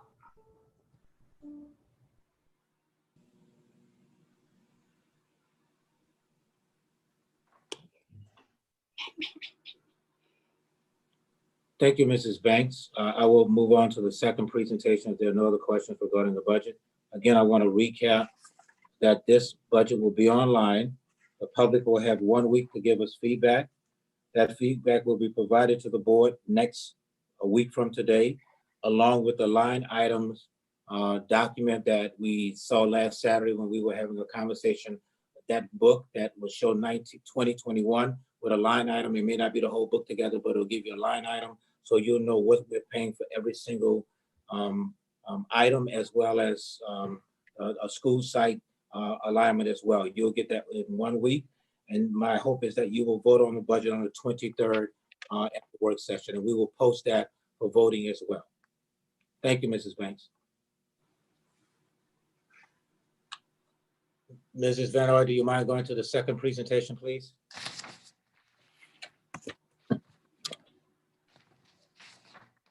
So second school restart task force update. Several of you have been involved in terms of listening in on the Zoom meetings. We have another one on Thursday. I will simply walk through with you where we are right now. As I indicated to Mrs. Miller, I want to be very cautious around what I say relative to the restart, because once a recommendation is made, people respond to it, and I want to be very cautious. So I'm giving you big picture, not very specific. Next, on the 25th, you'll get a lot more specific information, and then the July meeting, you'll get exact information based on our ability to collect data. So this is a slide you've already seen before. This simply tells you what the charge is and what the committees are. I was asked what's the governance committee. The purpose of the governance committee is to give information and keep all of the other committees to continue to work. And so that's what the governance is. It does not have to do with board governance. It has to do with the governance of the task force itself and these committees. Next item. We have added the following entities, the community entities to the subcommittees: the Urban League, Big Brothers and Big Sisters, Little Bit Foundation, and the Gathering. There's one other group as well that's not on here that we reached out to. I think they are the professional group that manages or supports the administrators, principals and assistant principals. So that's added. They are starting to participate starting this week in these meetings. Right now, the subcommittee is looking at 3 scenarios: in person, if kids come back to school; hybrid, that means if kids come on a Monday and come on a Wednesday, and some kids come on a Tuesday and Thursday; and virtual, if kids are virtual or online. And there's a difference between virtual and online, but if kids are virtual, which means that they need technology and all of those kinds of things. Also, staff personal protective equipment, so the board will know we've already purchased PPE equipment in terms of masks and gloves. We are seeking right now to purchase cloth masks for every single student as well as staff. And so more details will be provided to the board as it relates to where we are in terms of purchasing. And those are some of the kinds of things that the CARE dollars will be able to support. Right now, principals, as I talked to principals last Monday, principals are working feverishly thinking about the idea of social distancing. As you might know or may not know, 6 feet is what the recommendation from the CDC says right now. So principals, because this will not only be done from a district perspective, because the district might say 6 feet of social distancing, but a school has to actualize that in their building. So what does that mean? It means that schools have to come up with their own plans to address the 6 feet social distancing, if that is the final requirement from the CDC and the health department. Next slide. It should be noted that the overarching recommendations or requirements will come from the St. Louis City Department of Health. They are being informed by the CDC, but they will be the ones that say clearly to us what will happen. Some of the hesitancy around saying what we will do is guided by the fact that we are in partnership with them, talking to them on a regular basis. As a matter of fact, at 8 o'clock tomorrow morning, myself, as well as Dr. Echols, as well as a representative from the charter schools, the independent schools, and the Catholic schools will be on a phone call having further conversation with them around social distancing, around masks, around transportation. So once they come out with guidelines, then those guidelines will be provided to us from a district level, and then we will do what you see in this chart: site-specific plans, district level department implementation, outside vendors that might need to support us, and we are looking at in-person, hybrid, and virtual. So some of the hesitancy around putting a lot of details in this is, number one, waiting for confirmed information from the City Department of Health, and the other piece is thinking about how we are able to communicate with the public such that they have some feedback around what we're looking to do. Sample recommendation, just one recommendation around a sample. So St. Louis Department of Health requirements informed by CDC, all district staff must wear masks. So let's assume that that is a recommendation made by the City Department of Health. As a result of that, we have to think about site-specific plans developed by principals in schools and school teams about staff wearing masks. And so schools have to determine if kids are gonna, if staff will have masks on all day, part of the day, as they stand before kids or in the hallway. District level department has to implement a mask also worn in this building, central office, but also any kind of health issues that people might have. So the HR department might have to come up with requirements around waivers around persons wearing masks because of any kind of detail. Then outside vendors, we have to purchase the mask. We have to determine if we're wearing the N95 mask, or we wearing the blue mask, or we wearing the cloth mask. Food service also we have to determine if we're going to require our vendors to wear masks, and also the transportation department to wear masks. So this is just one example of a requirement that might take place and how it impacts all three entities: the school sites, the district, and also our outside vendors. Subcommittee considerations that they're looking at right now, and again, as I said before, many of you have been involved in listening. Wellness, supporting social, emotional, and health students, health of students and staff, engaging with our partners. The belief is that some of our partners will be able to support in doing this. I don't see us having enough social workers and counselors to do this 100% of our own, but how do we leverage some of our partners to do some of this work? And that's why you see a lot of MOUs coming before you. Equity and access, blended learning models, configurations, what does that mean? Are we doing an AP schedule if we have to do the social distancing? PPE is going to be our requirement to purchase the PPE for students and staff as if we require it. Cleaning protocols, Mr. Casey and I, Mr. Watson talked about what that looks like. Providing parents with a checklist to show them what we're actually doing. What happens if we have to extend the school work day for custodians so that they can get all of the cleaning done since we have a shortage of custodians? What happens if we have to alter that they work on Saturday and Sunday to do some of that? Health screenings, what happens if we have to take the temperature of everybody? Technology feedback, do we have enough technology right now? It is our intent when we come back in August or late August that every single person will have their own device, whether that's an iPad or that's some kind of Dell device. That is what we're planning right now.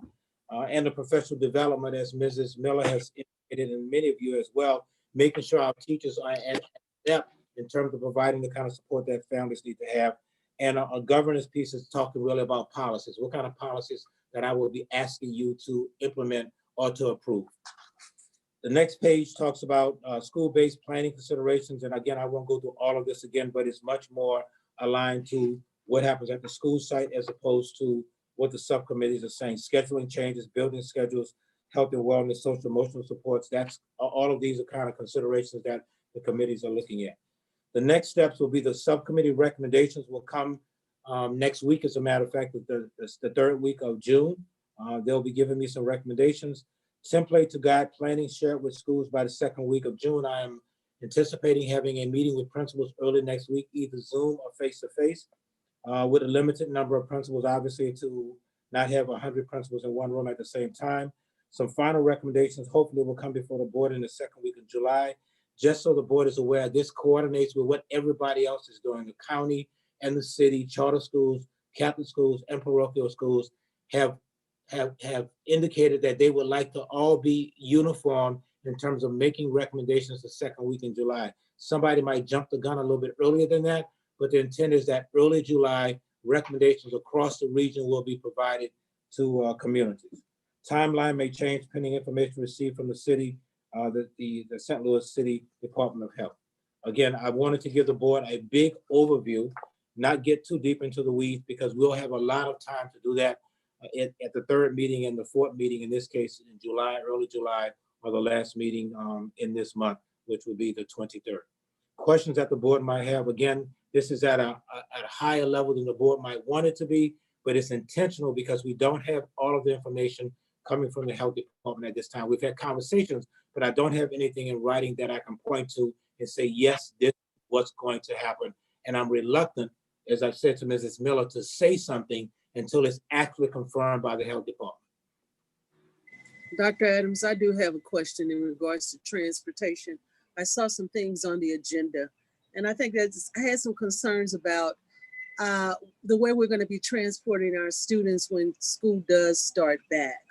And I'm noticing that you did mention the charter schools and the Catholic schools, but you're thinking we might share buses with the charter schools and that eventually it will cost us around $10,000.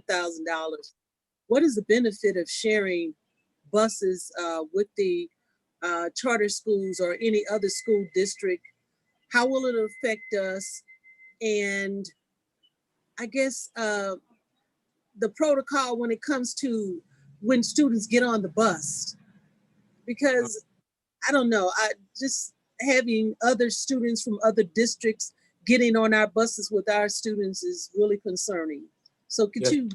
Yes, ma'am. That's an excellent question. Last July, what we talked about with KIPP and Confluence was the idea of doing a study to determine if we could reduce the number of buses that both of us use by sharing buses at the elementary level, not at the high school or middle school level. We spent a year looking at data. Obviously, on March 13th, the pandemic occurred, and we all agreed that we would not look at doing this, but we paid already the $10,000 that you're talking about. It was a $30,000 commitment totally from all three of us, and all of us are dividing up that $30,000 for an analysis to be done. But we are not looking to do that moving forward. That was prior to the pandemic and only looking at elementary kids, but we will not be sharing any buses with anybody. Only our buses will pick up SLPS students, KIPP buses will pick up KIPP students, Confluence buses will pick up Confluence students. This was a recommendation that we were looking at prior to the pandemic. We have since walked away from anything as relates to any kind of collaboration around transporting together. But in order to pay the bill, because I did not bring it before the board before, because it was our commitment is under the $15,000 threshold I have. But after talking to Lewis and legal, since we already have a contract with Edgelaw, I had to add that on the agenda such that the board could approve spending $30,000, although we are only paying for 10. That is the reason it's on the agenda. Yes, ma'am. Okay, the last question in regards to that. Does the bus company bear some type of responsibility in attending your meetings and transportation? Because, I mean, they're going to be the first line of defense when we have students getting on the bus, and they're going to be our eyes and ears to notice if someone is sick and, you know, maybe alert the district, or how are they going to be helping or harming? So what are they going to be doing? Yeah, as you know, the board gave Mr. Sanoma, our attorney, the ability to have a conversation with them, which he's having right now. So at this point in time, First Student is not engaged. The belief and hope is that over the next week or so that they will be engaged. But right now, they have furloughed all of their employees at this point in time. So they're not engaged in any discussion right now. However, we have had multiple conversations with them, and we are talking to them about what the possibilities look like. They're just not at the table right now because all of their employees are furloughed. Wow. Okay, I'm hoping that they won't be, I don't know. I just hope that they are going to be active participants in this. Thank you. They will be, They're just not right now. All right.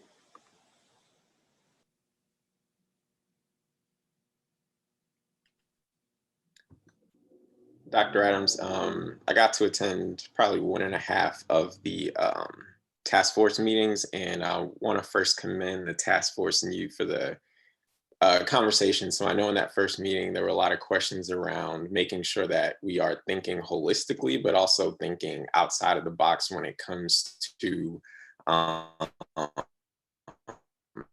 prepare for what return looks like. So I appreciate that being a part of that thought-provoking dialogue, probably something the board could adopt. Furthermore, not to say that I would like a plan for like the ones that happened before with the different start dates. However, do you think that this, in terms of more than just recommendations, there could be a plan A through D that is presented to the board on return to school, and not just, you know, we talked, we went through this and we came up with this one best plan. I understand we have to account for CDC and health guidelines, but maybe a series of plans, and then have the board, maybe even conjunction with other school districts, decide on, of these multiple plans, what might be the best option. So excellent question, Mr. Lang. I am hopeful that this board will approve some of the recommendations that the superintendent will be making. Those recommendations will come as a result of also talking to superintendents every Wednesday at 9 o'clock, tomorrow morning at 9 o'clock. 60 or so superintendents will be on a Zoom call talking about what they think they might want to do. But the answer to the question is yes. I want to be careful in terms of my response to this, because I think what's going to happen, Mr. Lang, is we may come up with the big picture, but certain schools may want to do A, B, or C based upon what their school communities say. So once we do the survey of a staff, and I'll just use an example because I've used this before, and I'll use the place that you used to work, as a matter of fact, because I spoke to Mrs. Hayward about this 2 weeks ago. Clyde C. Miller will not have the ability to do social distancing in the way that the CDC and maybe the health director wants us to do. But because Clyde C. Miller has seniors in the second half of the year going out for their internships, it might be to their benefit for all seniors beginning in August to be virtual. with the idea that knowing in the second half of the year, they won't be there anyway. They won't, because they'll be doing the internships. Now, Clyde C. Miller may need to do that because they have 515 kids and they're building, they can't do the social distancing piece. So their 11 and 12 graders may be 100% virtual, but the 9th and 10th graders, since we are responsible for the MAP testing, and that's the grade that's likely to do the MAP testing, might be brick and mortar, might be coming every single day. Another high school, and I'll use another example, Sumner, that has less than 200 kids, might have kids coming every single day because they have more than enough space to accommodate 200 kids compared to Clyde C. Miller. So the likelihood is that those are the kinds of recommendations that will be coming, such that it's varied across all 68 schools.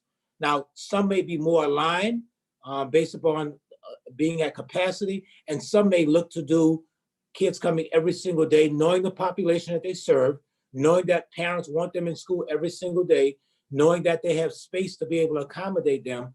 Those are some of the nuances, Mr. Lang, that we are looking at, that I will be bringing back to the board and asking the board to look at a varied policy to support schools based upon what they think they need. I hope that helps kind of give you some guidance of what we're thinking about. It does. And just to make sure we're in line, what I'm hearing ultimately is that there might be some level of autonomy, yes, sir, within reason, given yes, to schools and school leaders. Okay. Yes, sir, 100% correct. You are 100% correct. Thank you.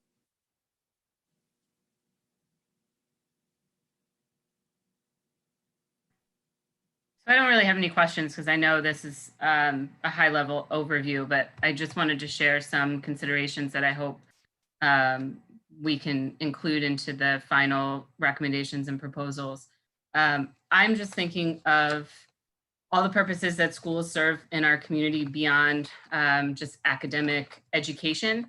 And I don't want us to forget how integral the schools are to the communities and the benefit that comes from bringing people together and just learning about each other and about humanity together. And, you know, I know it's going to be extremely difficult as we move into the next school year and everything is going to look really different, but I do think it is equally valuable to the academic piece, this piece about humanity. And I don't want us to be too quick to move into move into virtual. I think models at the elimination of that in-person human piece.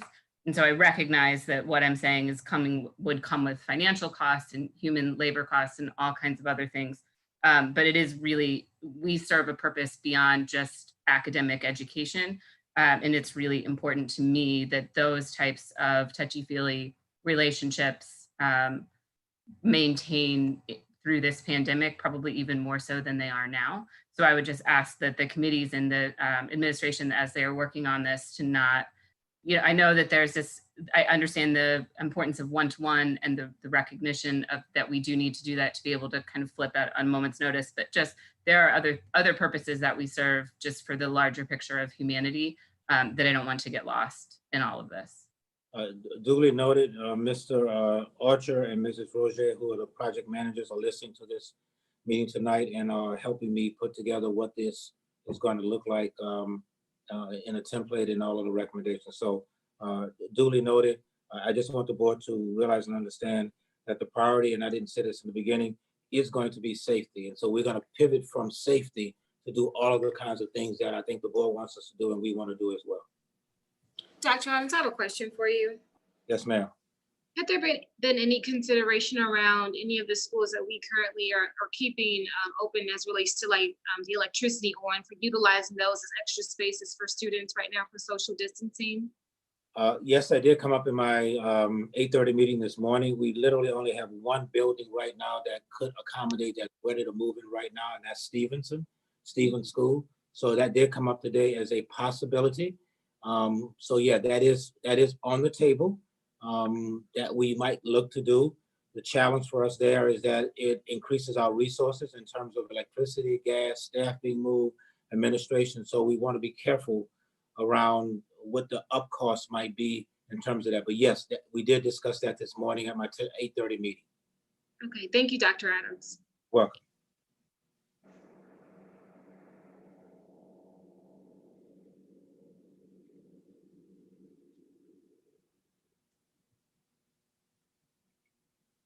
President Rhodey Collins, I have nothing else to share at this point in time. If there are no other questions.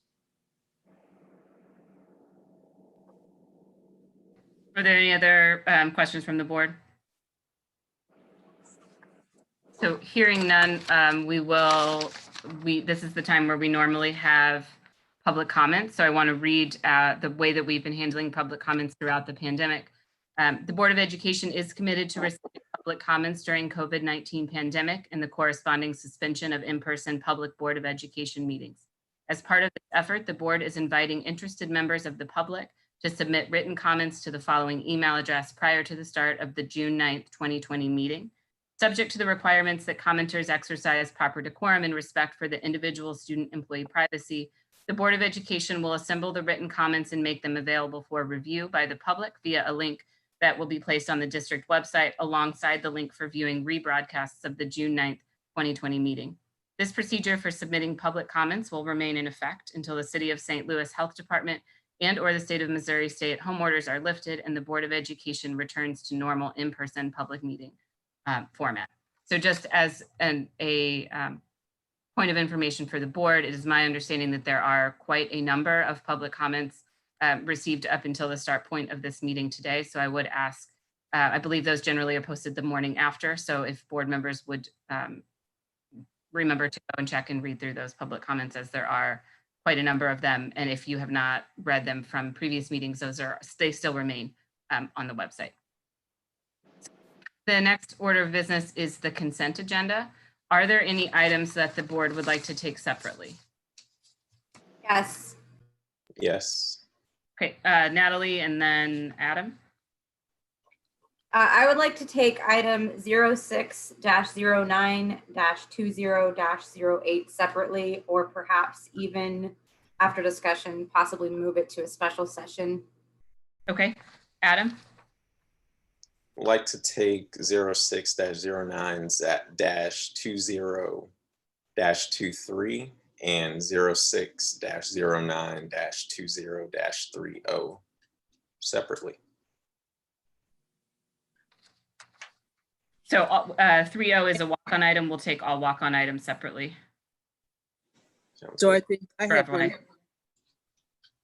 one. Dorothy, Donna, I think is one more. Yes. I'd like to take item 06-09-2029 separately.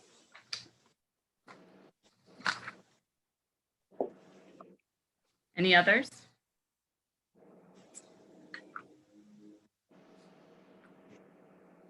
So I move that we accept consent agenda items 06-09-2001 through 06-09-2007. Is there a second? Second. Discussion on these items. Ms. Lewis?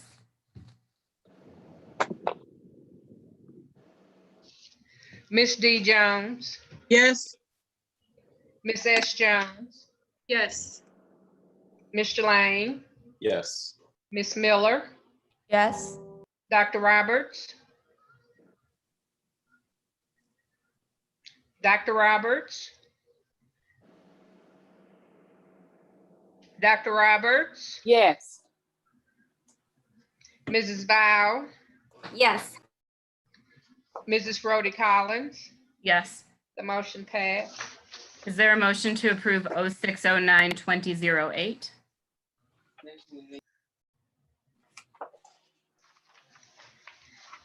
I move that we accept item from the June agenda 08. Second. Questions or discussion? I had quite a few concerns regarding the information that was requested. For anyone in the audience or other board members who don't have it in front of them, this is the renewal of our contract with our lobbying firm. And that is Mr. Steve Carroll and Carroll Associates. He has got a long-standing track record with the district, and I think that's great. However, we were not provided with his contract until just today, and I've only had a few minutes to look over it. Just speaking briefly, the contract is through June 30th, 2020. So we don't necessarily need to take this item up, I think, Dorothy, if we were to add it to a special session before the next work session. But given that there are still some further concerns regarding this, Special Administrative Board, I do believe had a very good relationship with Mr. Carroll. And that's not to say that we don't, but I feel like we do need to treat this neutrally. We need to take it seriously. It is a contract as the person who speaks for our district, for the students in our district, and we need to make sure that we are actually analyzing that contract and that performance. So we were also given today a kind of an evaluation tool from the Missouri School Boards Association, which is, I guess, something that I had asked about in a previous meeting in more of the context of having it in a closed session, but this might be something that we want to go over before voting on this item. So I'm happy to go into more details about my concerns, but I just wanted to throw that out there in case it was a time saver to push it to another meeting. Natalie, do you have a suggestion as to how you would recommend the board do its due diligence? Would it just be we vote on it at a later date? Would it be a conversation that we have with the board and possibly an MSBA representative? How do you see that playing out? I think it would be sufficient, at least I feel it would be sufficient to talk about in a work session prior to a special session. Like maybe if we had our fourth Tuesday, June meeting, and then we just had our work session beforehand and then a special session afterward. Since it is not an actual personnel matter, we do actually have to discuss it in public. So it might just be good to have kind of a free-flowing conversation about that. I would be in favor of that motion if it were presented. Just as a point of clarification, and I'm not sure who is best equipped to answer this question, but it is my understanding that Steve Carroll was has been the lobbyist since prior to the SAB and served as the lobbyist under previous elected boards. Is there? Yes. Mr. St. Omer, can you confirm? It's been 24 years. Yeah, that is correct. Okay. And as far as the contract, I apologize. He did send it to me when it was requested. I didn't send it to Mrs. The President earlier today, so it was provided earlier. I just did not get a chance to send it to Mrs. To the President until she asked me for it earlier today. Thank you. I appreciate it. You're welcome.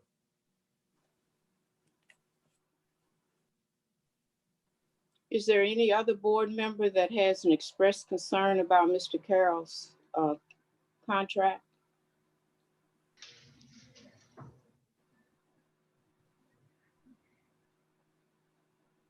I don't necessarily have a concern about his contract. I do have a concern about whether he's actually representing our expressed needs in the way that we sort of want him to. That's not to say that I think that we should evaluate him on our own. I think that's something we've already discussed. But I do have concerns about whether he is representing our needs as sort of vehemently as we would expect someone to who is our lobbyist. So to Tracy's point, oh, I'm sorry. No, I was going to say, I think what we might want to consider here is Mr. Carroll has a longstanding relationship with the board, with the district. He does not necessarily have a longstanding relationship with us. So I think we need to consider how we might build that relationship going into the next year. So to the points that have all been raised here, there is a lot of institutional knowledge that Mr. Carroll has of the district and has worked with previous elected boards through the SAB and is now working with us. So I would hate for us to lose that institutional knowledge. And if what we need to do is provide better direction for Mr. Carroll to carry out this board's mission, I look to strengthen that relationship as we move forward. So I just want to be mindful that just with all parts of this transition, there is some intentional relationship building that has to happen. And that may be something to consider as we consider this item. I would definitely agree with that. Yeah. Oh, sorry. Oh no, as someone who just sort of threw in their 2 cents, I absolutely agree that he he hasn't had the opportunity to interact with us as a sort of new and reigning board. And I think giving him the opportunity makes the most sense before we make any harsh decisions that that interfere with our relationship with him. It's more or less our responsibility as a board to give Mr. Carroll direction. And so until we do that, till we have a conversation about what we're looking for, he's always asking for some clarity and what, is there anything that we would like to add? So we need to do our due diligence. And again, So I that think comes that- back to, just a minute. Sorry. That comes back to having discussions in a work session where we can iron out the things that seem to be posing some kind of concern. And until we can talk and discuss things as a board, we find ourselves spinning our wheels again. So I think that it would be a good idea perhaps to invite Mr. Carroll to our work session or our special session if we are deciding to take this item separately. If someone wants to propose a motion to vote, that is okay, but I do think that we should proceed with caution and inclusively. Because again, we didn't have a lot of time to formulate our legislative agenda collaboratively with him. It felt almost like a separate process until the very end. So if he is available, I would request that he share that meeting with us. There were some concerns that I had raised in some inquiries that I would like a chance for the whole board to hear from him face to face on. So I think would I don't know, would a motion be appropriate at this point for this specific item to request it be postponed until our June work session? So I just want to be clear. So when you're asking for Mr. Carroll to be present for a discussion, you're referring to June or for the legislative agenda setting work session, or both? Well, the legislative agenda work session, the sooner we can have it is better, but that's separate. I'm saying for the work session, if we are not voting on this tonight, if we're going to take it up at a special session, I would invite him, perhaps because the contract does expire June 30th. In order to preserve continuity while doing due diligence, I think that perhaps the fourth Tuesday meeting would be a good place to have him. And then we could add that item or vote on it at that time, if that makes sense. So I'm gonna need some help on parliamentary procedure here from my attorney. There's a motion on the floor. Can another motion be made? It needs to be If withdrawn. It can be withdrawn. The motion can be withdrawn. If the party who seconded it will withdraw the second, and the motioner can withdraw the motion. I withdraw my second. Who made the motion? I think I made the motion. I withdraw my motion. I move that we take item 06-09-20-08 to a work session, or I'm sorry, postpone until a work session and special session, including the provision of inviting Mr. Carroll dependent upon his availability. Second. Question. Dr. Roberts? If we are inviting Mr. Carroll in because we have some questions, I believe we need to have a discussion about what it is we're looking for from Mr. Carroll. So among the board members. Yes. Among the board members. So we have some background moving forward rather than going into a meeting with Mr. Carroll based on a few questions that Natalie has. I want to get some clarity around what it is she's seeking. And I think that needs to be done prior to meeting with Mr. Carroll. I'm happy to discuss that now with other board members. It's just in the interest of time, I was trying to move it to a different session if that worked better, but I will leave that up to the president. So just to be clear, we have a number of items to take up at the work session. Several large items, as Dr. Adams has previously indicated. We have further, more detailed discussion of the pandemic restart plan and a further deeper discussion and approval of the budget. So is the board willing to have an extended work session on the 23rd to make sure that we are doing our responsibility to students to ensure a good restart plan and an adequate review of the budget, to also include an invitation to Mr. Carroll to discuss his contract and services. Because that is, it would be likely that we would not be able to maintain our current schedule, or there is at least the possibility that we would be meeting for an extended period of time.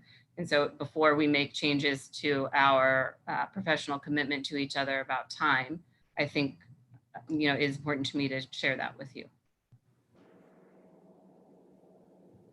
President Roly Collins, is there a way for us to discuss this tonight and still come to, I feel like we have the information, so it's not the same as these other topics where we have to sort of like have more conversation about it. Is there a way for us to come to a decision tonight around this topic? Sure. I'm hearing a couple different things from board members. I'm happy to be corrected if I'm missing anything. So I'm hearing on one hand from some board members that we recognize we need to build a relationship and provide stronger direction to Mr. Carroll. I'm also hearing some concerns about approving his contract, period. And so these are separate things. So we could approve the contract tonight and then work into the relationship building, direction providing phase. We could also postpone everything until we have that further discussion. But as indicated, his contract does expire June 30th. And so he would be without a contract if we don't take action on it on June 30th. And we have, those are really the things that I'm hearing coming out of this. And we need to be clear about what it is that we want if we postpone this, a full thorough review of, or a full thorough discussion about the direction that we want Mr. Carroll to take, to do that on top of the other items that are timely, because the budget also has to be approved by June 30th, and we have the restart plan, students need a school plan. So I'm just trying to think logistically how this all would work. So it sounds like we have the information we need tonight. So is there a way we can go ahead and continue with this conversation and make a decision tonight? So the current motion on the floor is to postpone until June, whatever, 23rd. So if this is not the direction the board wants to take, that motion and second need to be withdrawn and go back to the original motion to pass. Right, and I didn't make the original motion, but I would make a motion to actually make a decision on this topic tonight. The person who seconded would need to revoke their second, and then I would revoke my original motion. I withdraw my second. I withdraw my motion. Is there a new motion on the floor? Yeah, so I move that we make a decision about the contract. So are you Natalie, do you? No, I'm sorry. We need some clarity for Ms. Lewis here. Are you making a motion to approve 06092008? I am making a motion to approve 06. Second. Thank you. Any further discussion amongst the board? Yes, I think is the right answer. Okay, please continue. So again, I haven't had a chance to look at the contract in full, but on page 4, this didn't come in our board books. I'm sorry if nobody else has copies of it. It was emailed.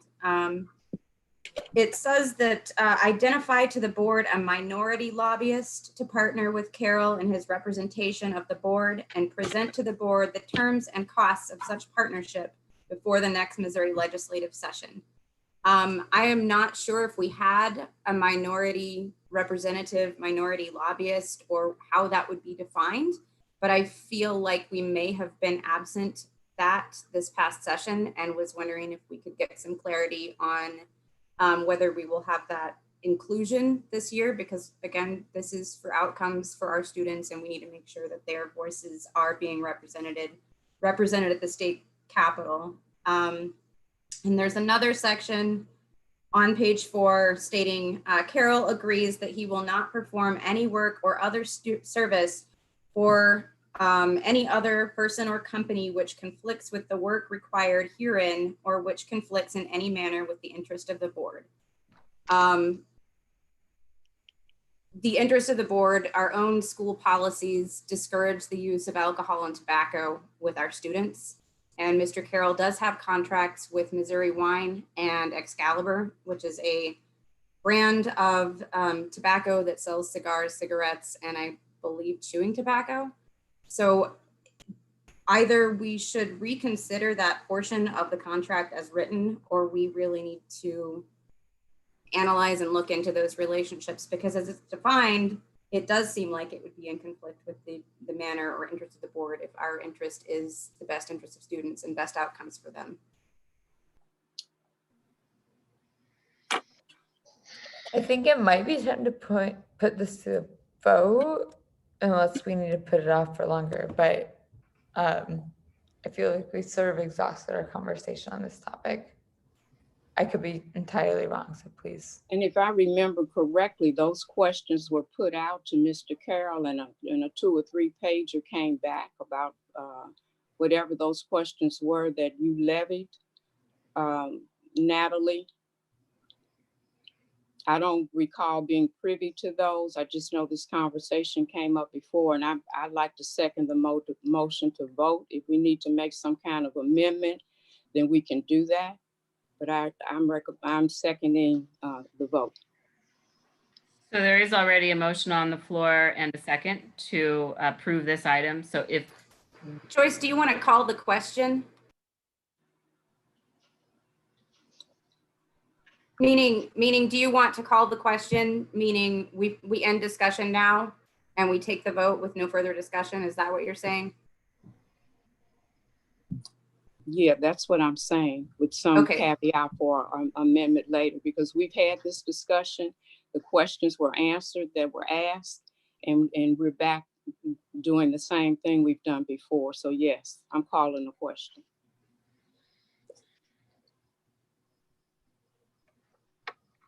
Ms. Lewis? Ms. D. Jones? Ms. Yes. D. Jones? Yes. Ms. S. Jones? Yes. Mr. Lane? Staying. Ms. Miller? Yes. Dr. Roberts? Yes. Mrs. Val? Abstain. Mrs. Rhodey Collins? Yes. The motion passed. So I will also work with Mr. Carroll to find a time he can come to a work session early this summer, and we can discuss at length the direction that we would like him to take and start planning our legislative agenda at an earlier point this year. So I will reach out to him this week and keep the board updated.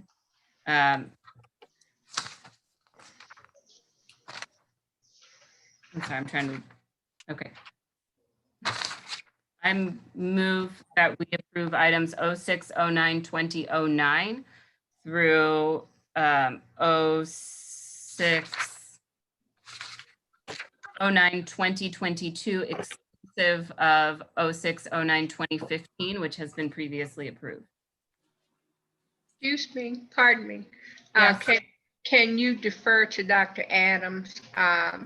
Because I believe there's some change that he may want on the consent agenda. Sure, Dr. Adams.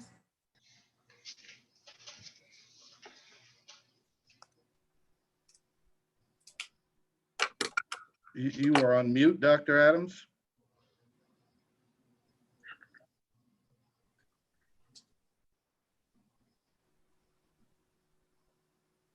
There is an item that I want to pull. Ms. Lewis, what was the item again? I apologize. 06, 09, 2019. Yes, if we could pull that item.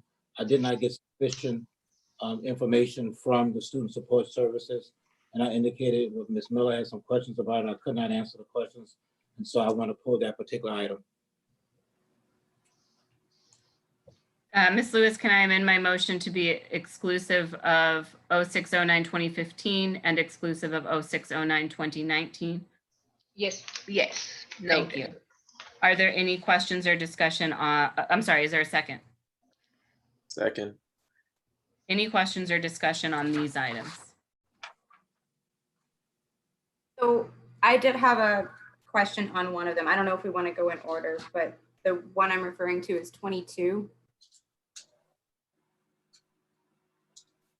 Yes, Does anybody else have questions? I don't think so. We didn't take any of the other ones separately, so it should be okay. And if not, we'll go back and catch up. Okay, so I was just, well, I lost my paper. I'm sorry. So I just had some concerns about, it's the one about kids voting. I think that is incredibly important to get kids involved in our electoral process. And I personally have registered 200 high school students, so I think it is essential.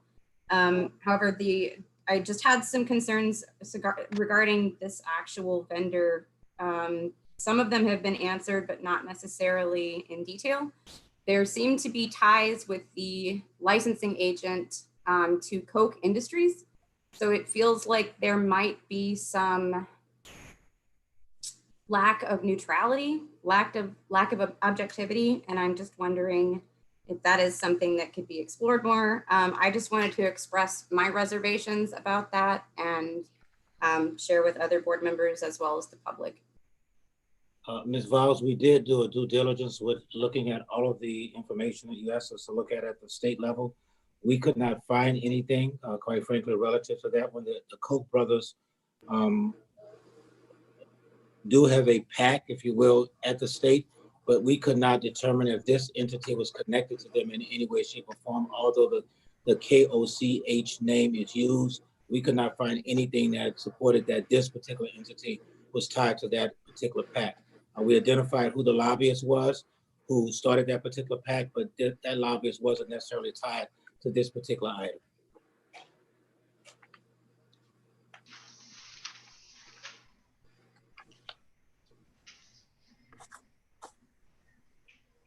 Any further questions or discussion on these items? Ms. Lewis. Ms. D. Jones, Yes. Ms. S. Jones, Yes. Mr. Lane, Yes. Ms. Miller, Yes. Dr. Roberts, Yes. Mrs. Val, Yes. Mrs. Rhodey Collins. Yes. The motion passed. Is there a motion to approve 0609-2023? I move that we approve consent agenda item 06-09-20-23. Is there a second? I second. Point of order. I don't think you're allowed to speak against your own motion. Adam, if you want to let somebody else make that motion, if you're like against this in any way, I'm not sure, but just. I didn't make a motion against it. I just made a motion to take it separately. Okay, I thought you moved to approve just now.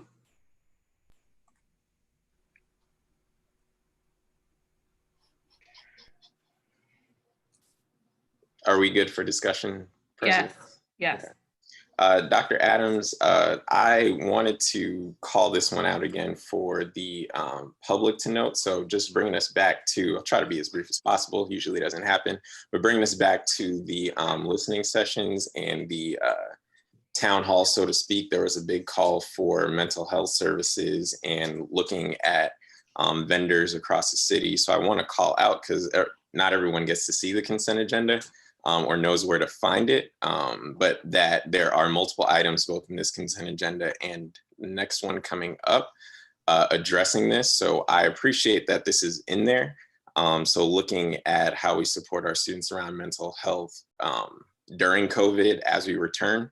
The request question that I have is that, is it possible to have a representative? I know sometimes this usually happens at the end of project completion.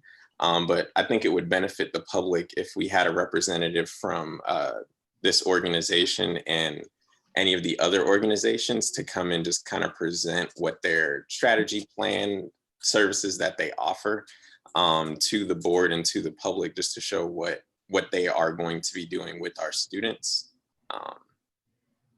Yes, sir. Yes, sir, Mr. Lane. First of all, thank you for giving me the heads up about the question. And we have already started working on scheduling them to come in at the July meeting or August meeting to give the board a presentation. Hopefully we're back in brick and mortar again by that time, but if not, the person will come and do an online Zoom update around this particular initiative, especially the one around Stop the Bleed, because this person is really excited about what they're doing in this space. So the doctor will be coming in to do this presentation. We started the conversation today, at least I started the conversation with the student support team. So yes, sir, thank you very much. Any further discussion on this item? Ms. Lewis? Ms. D. Jones, Yes. Ms. S. Jones, Yes. Mr. Lane, Yes. Ms. Miller, Yes. Dr. Roberts, Yes. Mrs. Val, Yes. Mrs. Rhodey Collins. Yes. The motion passed. Is there a motion to, or I move that we approve 0609-2024 through 0609-2028. Is there a second? Second. Questions or discussion on these items? Ms. Lewis? Ms. D. Jones, Yes. Ms. S. Jones, Yes. Mr. Lane, Yes. Ms. Miller, Yes. Dr. Roberts, Yes. Mrs. Val, Yes. Mrs. Rhodey Collins. Yes. Motion passed. Is there a motion to approve 0609-2029?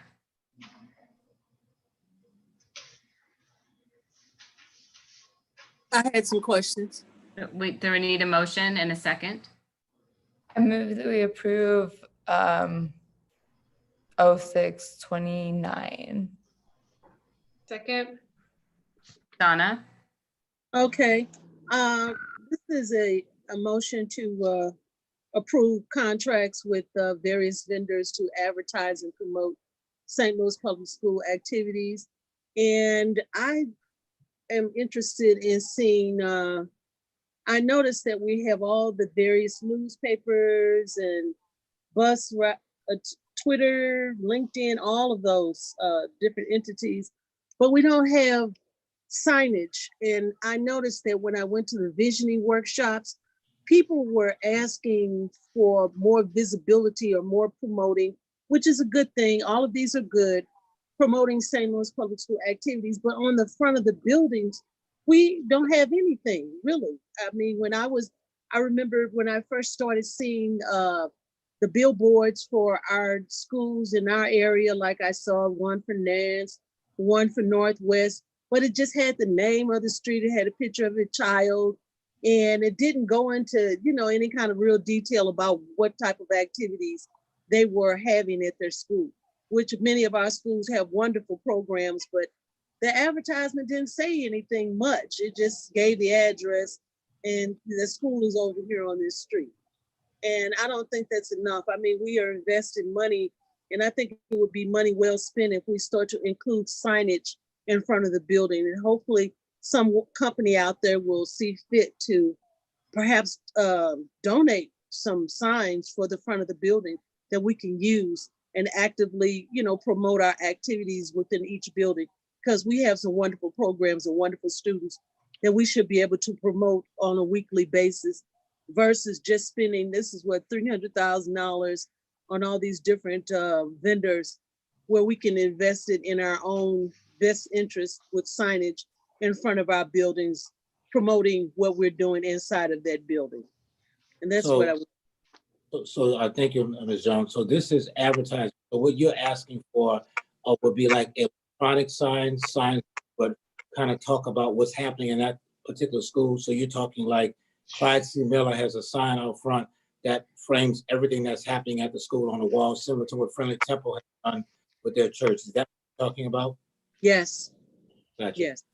So what I would like to do, Ms. Jones and board, is to come back and give you some idea what the cost might be. Obviously, we couldn't do all of our schools, but to come back and give you some idea what the cost might be, to look at the idea of assisting schools to do signage. Normally, the PTO or the school uses some of their own resources to do this, but I can come back and give the board some idea of what the cost range might look like doing. Not to do all of the schools, but maybe to look at 2 or 3 schools a year to kind of look at it. Some schools do have a team, but it's very, very few schools. But I can come back and give the board some idea what that cost might be. But this is Well- strictly. Well, I'm just hoping that some companies out there, just like they donate to St. Louis Public School Foundation, and they use monies to do and raise funds for a particular interest, that there will be some companies out there that will assist our various schools, especially those that are on major thoroughfares like Natural Bridge and West Florissant, or wherever the school might be located, to help assist in that effort. I'm sure there are some good-hearted people out there that will do that. Thank you, Yeah. Dr. And we'll look into it and get back with you. Thank you. You're welcome. Any further discussion or questions on this item? Ms. Lewis?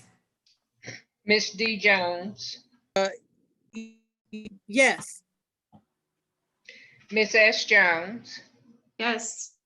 Mr. Lang, Yes. Ms. Miller, Yes. Dr. Roberts, Yes. Mrs. Val. Mrs. Yes. Yes. Mrs. Rhodey Collins, Yes. motion passed. Is there a motion to approve 0609-2030? I move that we approve item 06-09-20-30. Second. Questions or discussion? Question. Dr. Adams, are these only for central office staff? It's for all staff that have the ability to get vacation time. And so, yes, any employee that has the ability to get vacation time. There might be some people in maintenance as well. Anybody that has a 12-month contract or works 12 months. Okay, so it's for 12-month employees only. Yes, ma'am. It doesn't apply to teachers. Teachers, I got that question earlier today as well. It doesn't apply to teachers. It doesn't apply to 11 and a half. It doesn't apply to 11-month employees. Only 12-month employees who are able to get vacation. Okay. And this is in response to COVID? Yes, sir. Normally what would happen is our policy would end June 30th and they would lose all of their time. But because of COVID starting March 13th, persons didn't have an opportunity in May and June to take their time. And so this would give them a window to do so for 1 year. The board could reduce it if they want to. I'm good. Any kind of recommendation you might want to make. But if not, all of them in the list you receive will lose their days or hours or whatever time that they would have. And do we know if this is similar to what other districts are doing? Yeah, I looked at that question. We started asking the question I did not ask beforehand. We started to try to get, we have a group that we're able to answer the question to around the region. I haven't gotten a response back yet, Mr. Lay. But we're trying to get one right now, but I don't have one right now. Yeah, and that's okay. I guess my purpose of the question was just trying to figure out if this is something that, the district heard of and said that's something that we can do, or if the district was like, this is something that we need to do. Yeah, I think a board in 2005, 2006 put a limit around 36 days. Some districts allow persons to go beyond 36 days. Ours is 36 days. And it was a way of saving money when Craig Williams was superintendent in 2005 or 6 to put a limit so people won't go past 100 days and all of that kind of stuff. Thank you. You're welcome.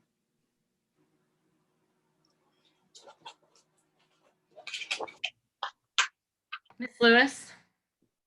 Ms. D. Jones, Yes. Ms. S. Jones, Yes. Mr. Lang, Yes. Ms. Miller, Yes. Dr. Roberts, Yes. Mrs. Val. Mrs. Natalie, Val. she's waiting to be let back in the meeting. If the host could let her in, she had a laptop die on her, so she's waiting to get back in.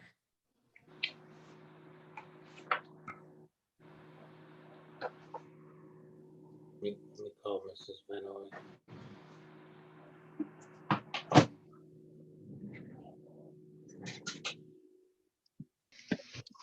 apologize, my laptop died, I'm back.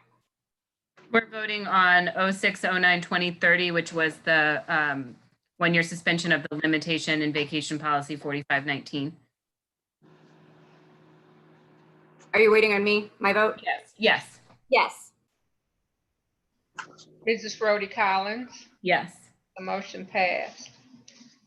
So item 0609-2031 is the budget. I'm hearing from Dr. Adams that he's requesting that be moved to the work session on the 23rd. Ms. Lewis, do we need to take, do we need a motion to postpone, or do we just take that up later? You just need to say that we're gonna make a motion to move the item to the. Okay. Okay. I move that we move item 0609-2031 regarding the fiscal year 2020 budget to the work session on June 23rd. Is there a second? Second. Questions or discussion on the postponement? Ms. Lewis? Ms. D. Jones, Yes. Ms. S. Jones, Yes. Mr. Lane, Yes. Ms. Miller, Yes. Dr. Roberts, Yes. Mrs. Val, Yes. Mrs. Rhodey Collins. Yes. The motion has passed. Is there a motion to approve 0609-2032?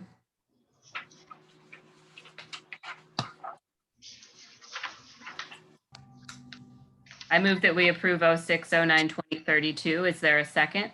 Second. Questions or discussion?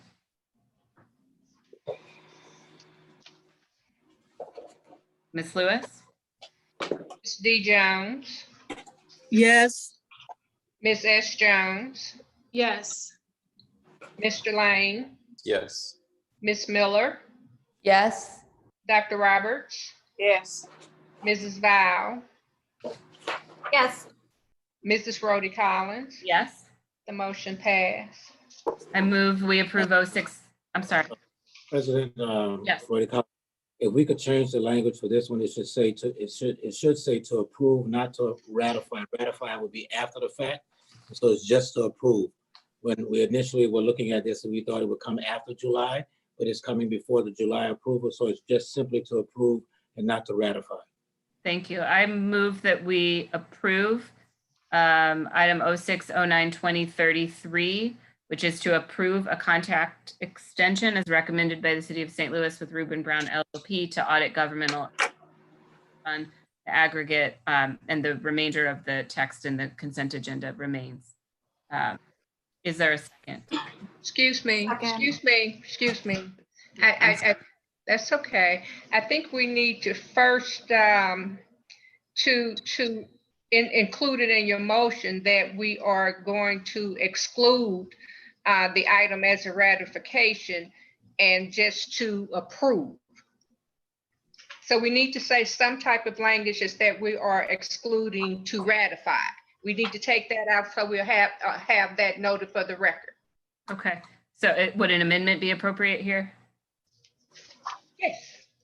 So I amend that the contract, or that consent agenda item 0609-2033, we strike the words ratify and from the first sentence. Is there a second to that amendment? I second. Questions or discussion on the amendment? A vote on the amendment, please, Ms. Lewis. Ms. D. Jones, Yes. Ms. S. Jones, Yes. Mr. Lane, Yes. Ms. Miller, Yes. Dr. Roberts, Yes. Mrs. Val, Yes. Mrs. Rhodey Collins. Yes. The motion passed. Questions on the motion or item, the motion is on the item with the contract for Reuben Brown? Ms. Lewis?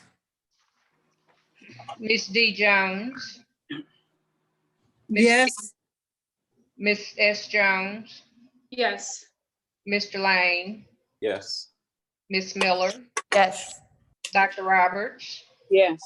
Mrs. Val, Yes. Mrs. Rhodey Collins. Yes.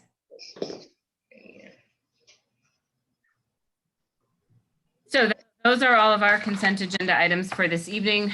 We do have some professional development items to approve.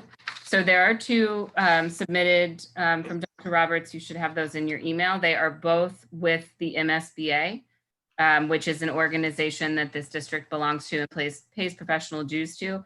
So I would ask that as we're making the amendment to approve these professional development requests, that we make them in such a way that any board member is permitted to attend. That way we don't have to come back to the board for a second vote. So is there a motion to approve the professional development request for any board member who wishes to attend the MSBA Igniting Great Ideas Summit, which is being held virtually this weekend or next weekend? I'm not sure. Is there a motion? I move that we Next approve. weekend. I move that we approve any board member's request to attend the virtual MSBA Igniting Great Ideas Summit. Is there a second? Second. Questions or discussion? Ms. Lewis? Ms. D. Jones, Yes. Ms. S. Jones, Yes. Mr. Lang, Yes. Ms. Miller, Yes. Dr. Roberts, Yes. Mrs. Bow, Yes. Mrs. Rhodey Collins. Yes. The motion passed. Thank you. I would ask that any board members who wish to attend, please let me know tomorrow so that all of those can be submitted and everyone be registered in advance of the session. So please, just by the end of the day tomorrow. Is there a motion to approve the professional development request for the MSBA annual conference, which is held in September? Please make that motion for the entire board or any board member who would like to attend. I didn't see the cost on there. Is that, I'm sorry, I don't have a copy of it. Do we need to approve a cost amount? In the motion? I don't believe the motion needs to state the cost if we're approving the attendance. And you can say associated cost if you want to be thorough. Sorry, because I didn't remember what the amount was. So I move that we approve any board member requests to attend the September annual conference of the MSBA Second. and all associated costs. Second. Questions or discussion? Ms. Lewis? Ms. D. Jones, Yes. Ms. S. Jones, Yes. Mr. Lang. Yeah. Ms. Miller, Yes. Dr. Roberts, Yes.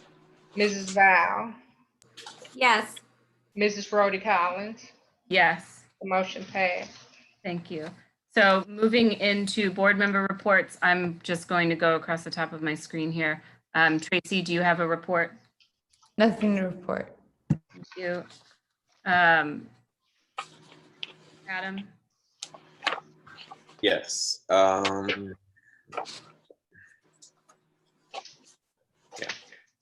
So the only thing I'll report on, and I'll take questions from board members if there are any, is on the ad hoc budget committee. So the committee met last week for the, I believe it was the third time this year with a break due to COVID.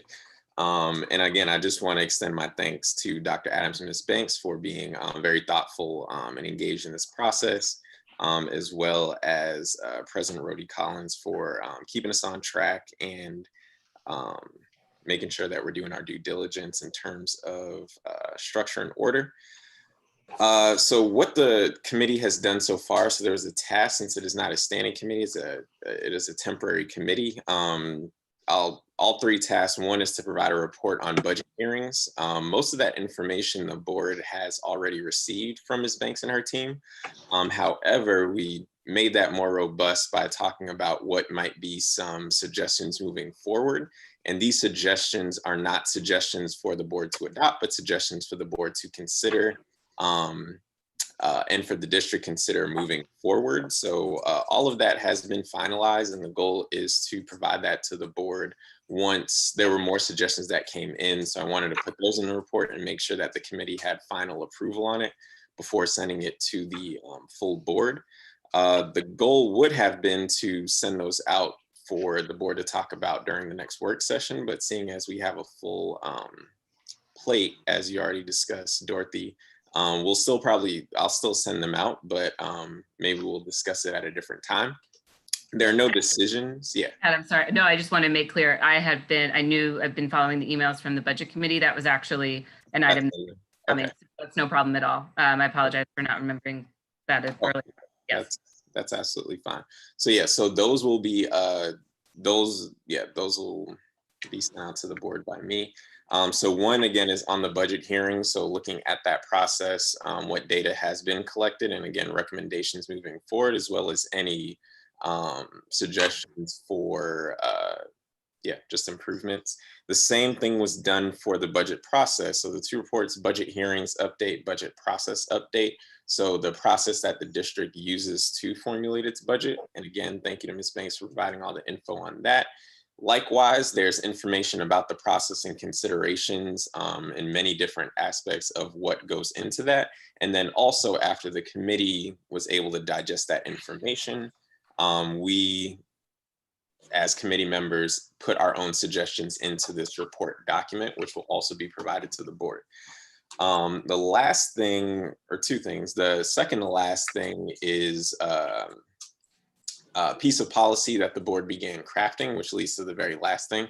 So the committee began crafting a piece of policy from our discussions, and then Ms. Banks, I don't see her there, but Ms. Banks made the suggestion, and Dr. Adams as well, that in order to make more formed policy suggestions to the board as a whole, it would make sense to be able to do a deep dive, something that we couldn't do, of course, over the last 3 months.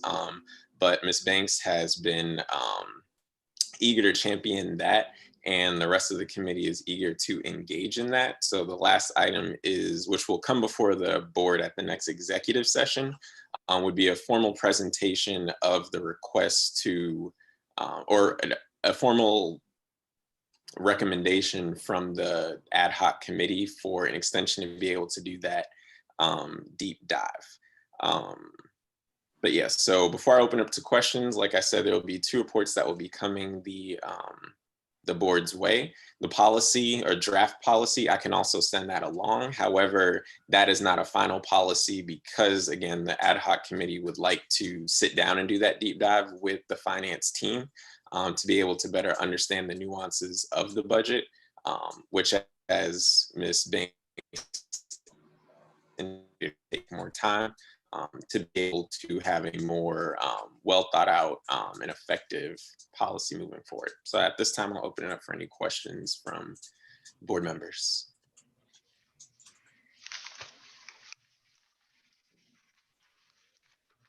So I will make sure this is on the work session agenda, and just to make sure I'm hearing you correctly and get that recorded correctly, you'll be bringing both reports and also the draft policy. Is that correct?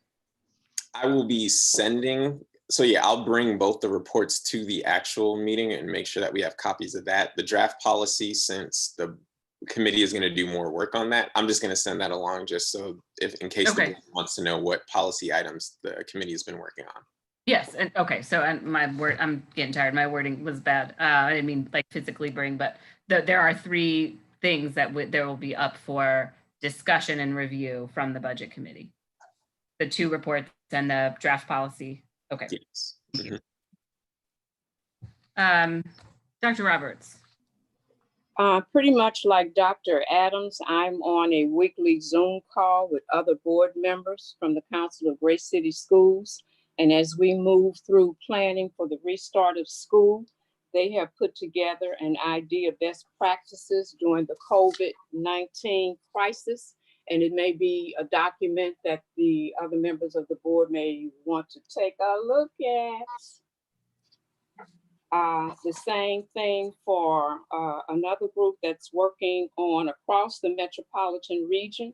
I was participated in their Zoom call, and across the school districts across the region are determining how to respond, recover, and reinvent schools. So again, that's a document that I'll share. I'll send that out to all board members with the link. The Title IX regulations for the school district has changed, and I participated in a webinar, the Title IX regulations and their impact on the school district. And so I wanted to share that. And as you know, I love to read. I'm always recommending books. And so I have one here tonight. It's called Built to Last. It is on MSBA's list of books to read towards certification. And the last item I wanted to share is for my fellow colleagues, Tracy and Susan. As a member of the OMSL, I received the booklet, and in there I saw you two guys and thought I would share it with you tonight. And it simply says, Shaping the Future of St. Louis Public Schools. Oh, wow. So is there anything that either one of you would like to share regarding that? No, that must be from when we did an interview, probably in July. That was a long time ago. Yeah, nothing on that. That's not new at all. I didn't know this. Yeah, it's new to me. Same here. Yeah, it was new to me.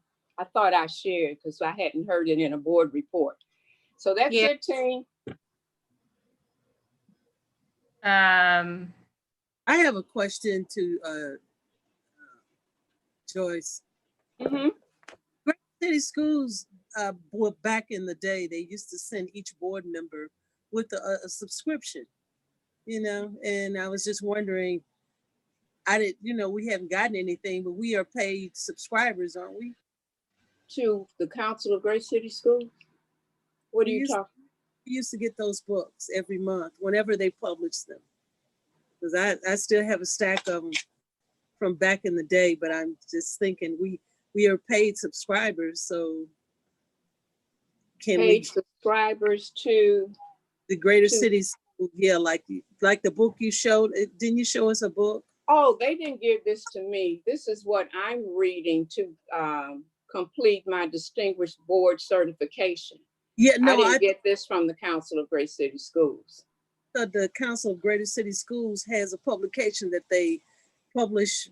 I don't know if it's on a monthly basis or by month. It's online.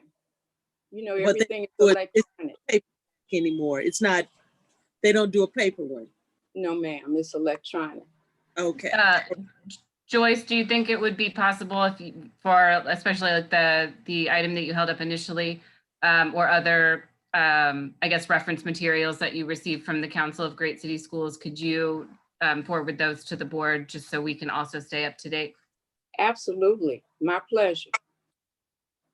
Oh, the last thing, and I thought I was doing that, was in closing, the Council of Great City Schools also advocates at the federal level for additional funding, especially around the next plan that our legislatures are lobbying for. And there's a resolution that has gone out across the nation urging our elected officials to support expanding funding to public education. And so again, yes, I will forward that to you. And Dr. Adams, do you get the same material I get as a member of the board of directors? Yes, ma'am, I do. Would you forward all that over to the board members? Sure, yes, ma'am, I'll do that. Thank you so much. You're welcome. So once that information regarding that resolution is received, if board members, if that is something that you would like placed on agenda, if there is a quorum of the board that wants to take that up, we can certainly do so. But please review the materials that Dr. Roberts and Dr. Adams send out, and then let me know directly. Is that something that there is interest in taking up right now during a work session or a meeting? I'm sorry, Susan, have you gone yet? Susan, do you have a report?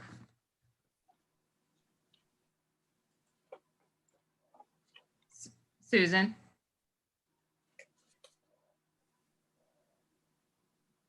I don't know. Donna, do you have a report? No, No, I have not, but no board member.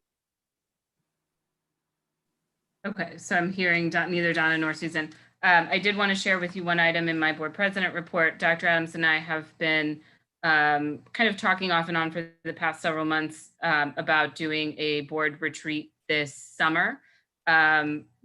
This was an item that we had talked about probably bringing to the board sooner, but then with COVID and everything has gotten held up, and then trying to figure out how we would actually do it. But I think there is a possibility of us doing a retreat potentially in late July or early August. We are looking to bring in entirely brand new facilitators and entirely brand new company. So if you have recommendations of someone that does facilitation, team building, retreat style events, please, please, please send those recommendations my way. If you have an interest in working to plan this board, so it'd be a board and superintendent retreat. If you have an interest in working to plan that, I would certainly love to hear from you. Please let me know and we will work on that together. The intention around creating this board and superintendent retreat would be to continue building the relationship amongst board members and also with the superintendent. And so looking to deepen those relationships, similar to what we were saying with Mr. Carroll, although that would be separate, but working on team building and relationship building as we move into our second year of governance and working together. And then also looking forward to the next iteration of the transformation plan. And that could possibly include some work around mission and vision. So Dr. Roberts has suggested that we, and I know this was an area Tracy was very interested in, and a lot of these things were going to be, we looked at the school closures and consolidations. We were looking to put together a mission and vision committee following some of the workshops. And so truly, as with everything else, COVID has really thrown a wrench in all of these plans. But those would be the two primary goals of this retreat. It would likely be a full day held offsite. Dr. Adams has mentioned there are some partnerships with some nonprofits or universities that we would use their space, do something completely different than what we've done in the past, looking to build relationships, but then also think forward to the future as our current transformation plan ends at the end of next year. So looking for a way, what's next, essentially, how do we start this process? How do we want it to look as we go forward? So I welcome all of your thoughts and feedback on that if you are interested in helping, or if you have names of organizations or individuals that could facilitate. If I may, I would just, while we're here, I know that Dr. Rebecca Bennett does do that work. And since we've worked with them already and her team, I would like to throw their names into the ring. I think they she takes a very focused approach to it. She knows our community. She's in our community. She's from our community. And she also stresses the individual work that needs to happen as well. I'm writing it down right now. I like that recommendation as well, but I'd also like for us to consider using the Council of Great City Schools. We pay membership dues to them, and they work with superintendents and governance as well across the country. So perhaps we can have both of them participate in the retreat. Dorothy, do you think this is something that it would make sense to put out an RFP for, requesting proposals from different organizations, and then board members could make that available or make their colleagues aware of those, just so that it is more transparent? Or is it less effective that way, would you think? So I will discuss with this, like, as far as we would go about retaining a consultant. I will discuss this with him tomorrow at our regular meeting. And then I will follow up. I'll let you know the outcome of that. So continue thinking about ideas. I don't know the answer to your question right now, but we will discuss it tomorrow and I will follow up. So just to follow up to what Natalie just said, we have a relationship with Council of Great City Schools and dues. I don't believe we need an RFP for that organization. So just, I don't know how our dues with the Council of Great City Schools work, but I do know how they work with MSBA. And so dues do not include facilitation of workshops and professional development. So there could potentially be costs outside of our regular dues. So we would need to look into that. But that's what I'm saying to you. That's what they do. It comes with our membership, but you can follow up and with Mike Casserly, but that comes with our dues. We will follow up. Okay. Additional suggestions, please send them to me. Like I said, I'm hoping to do this late July or early August, prior to the start of school, and just get the new year off to a good start. So if you have those names, sooner the better. We will follow up and look into the RFP process, and get back to you.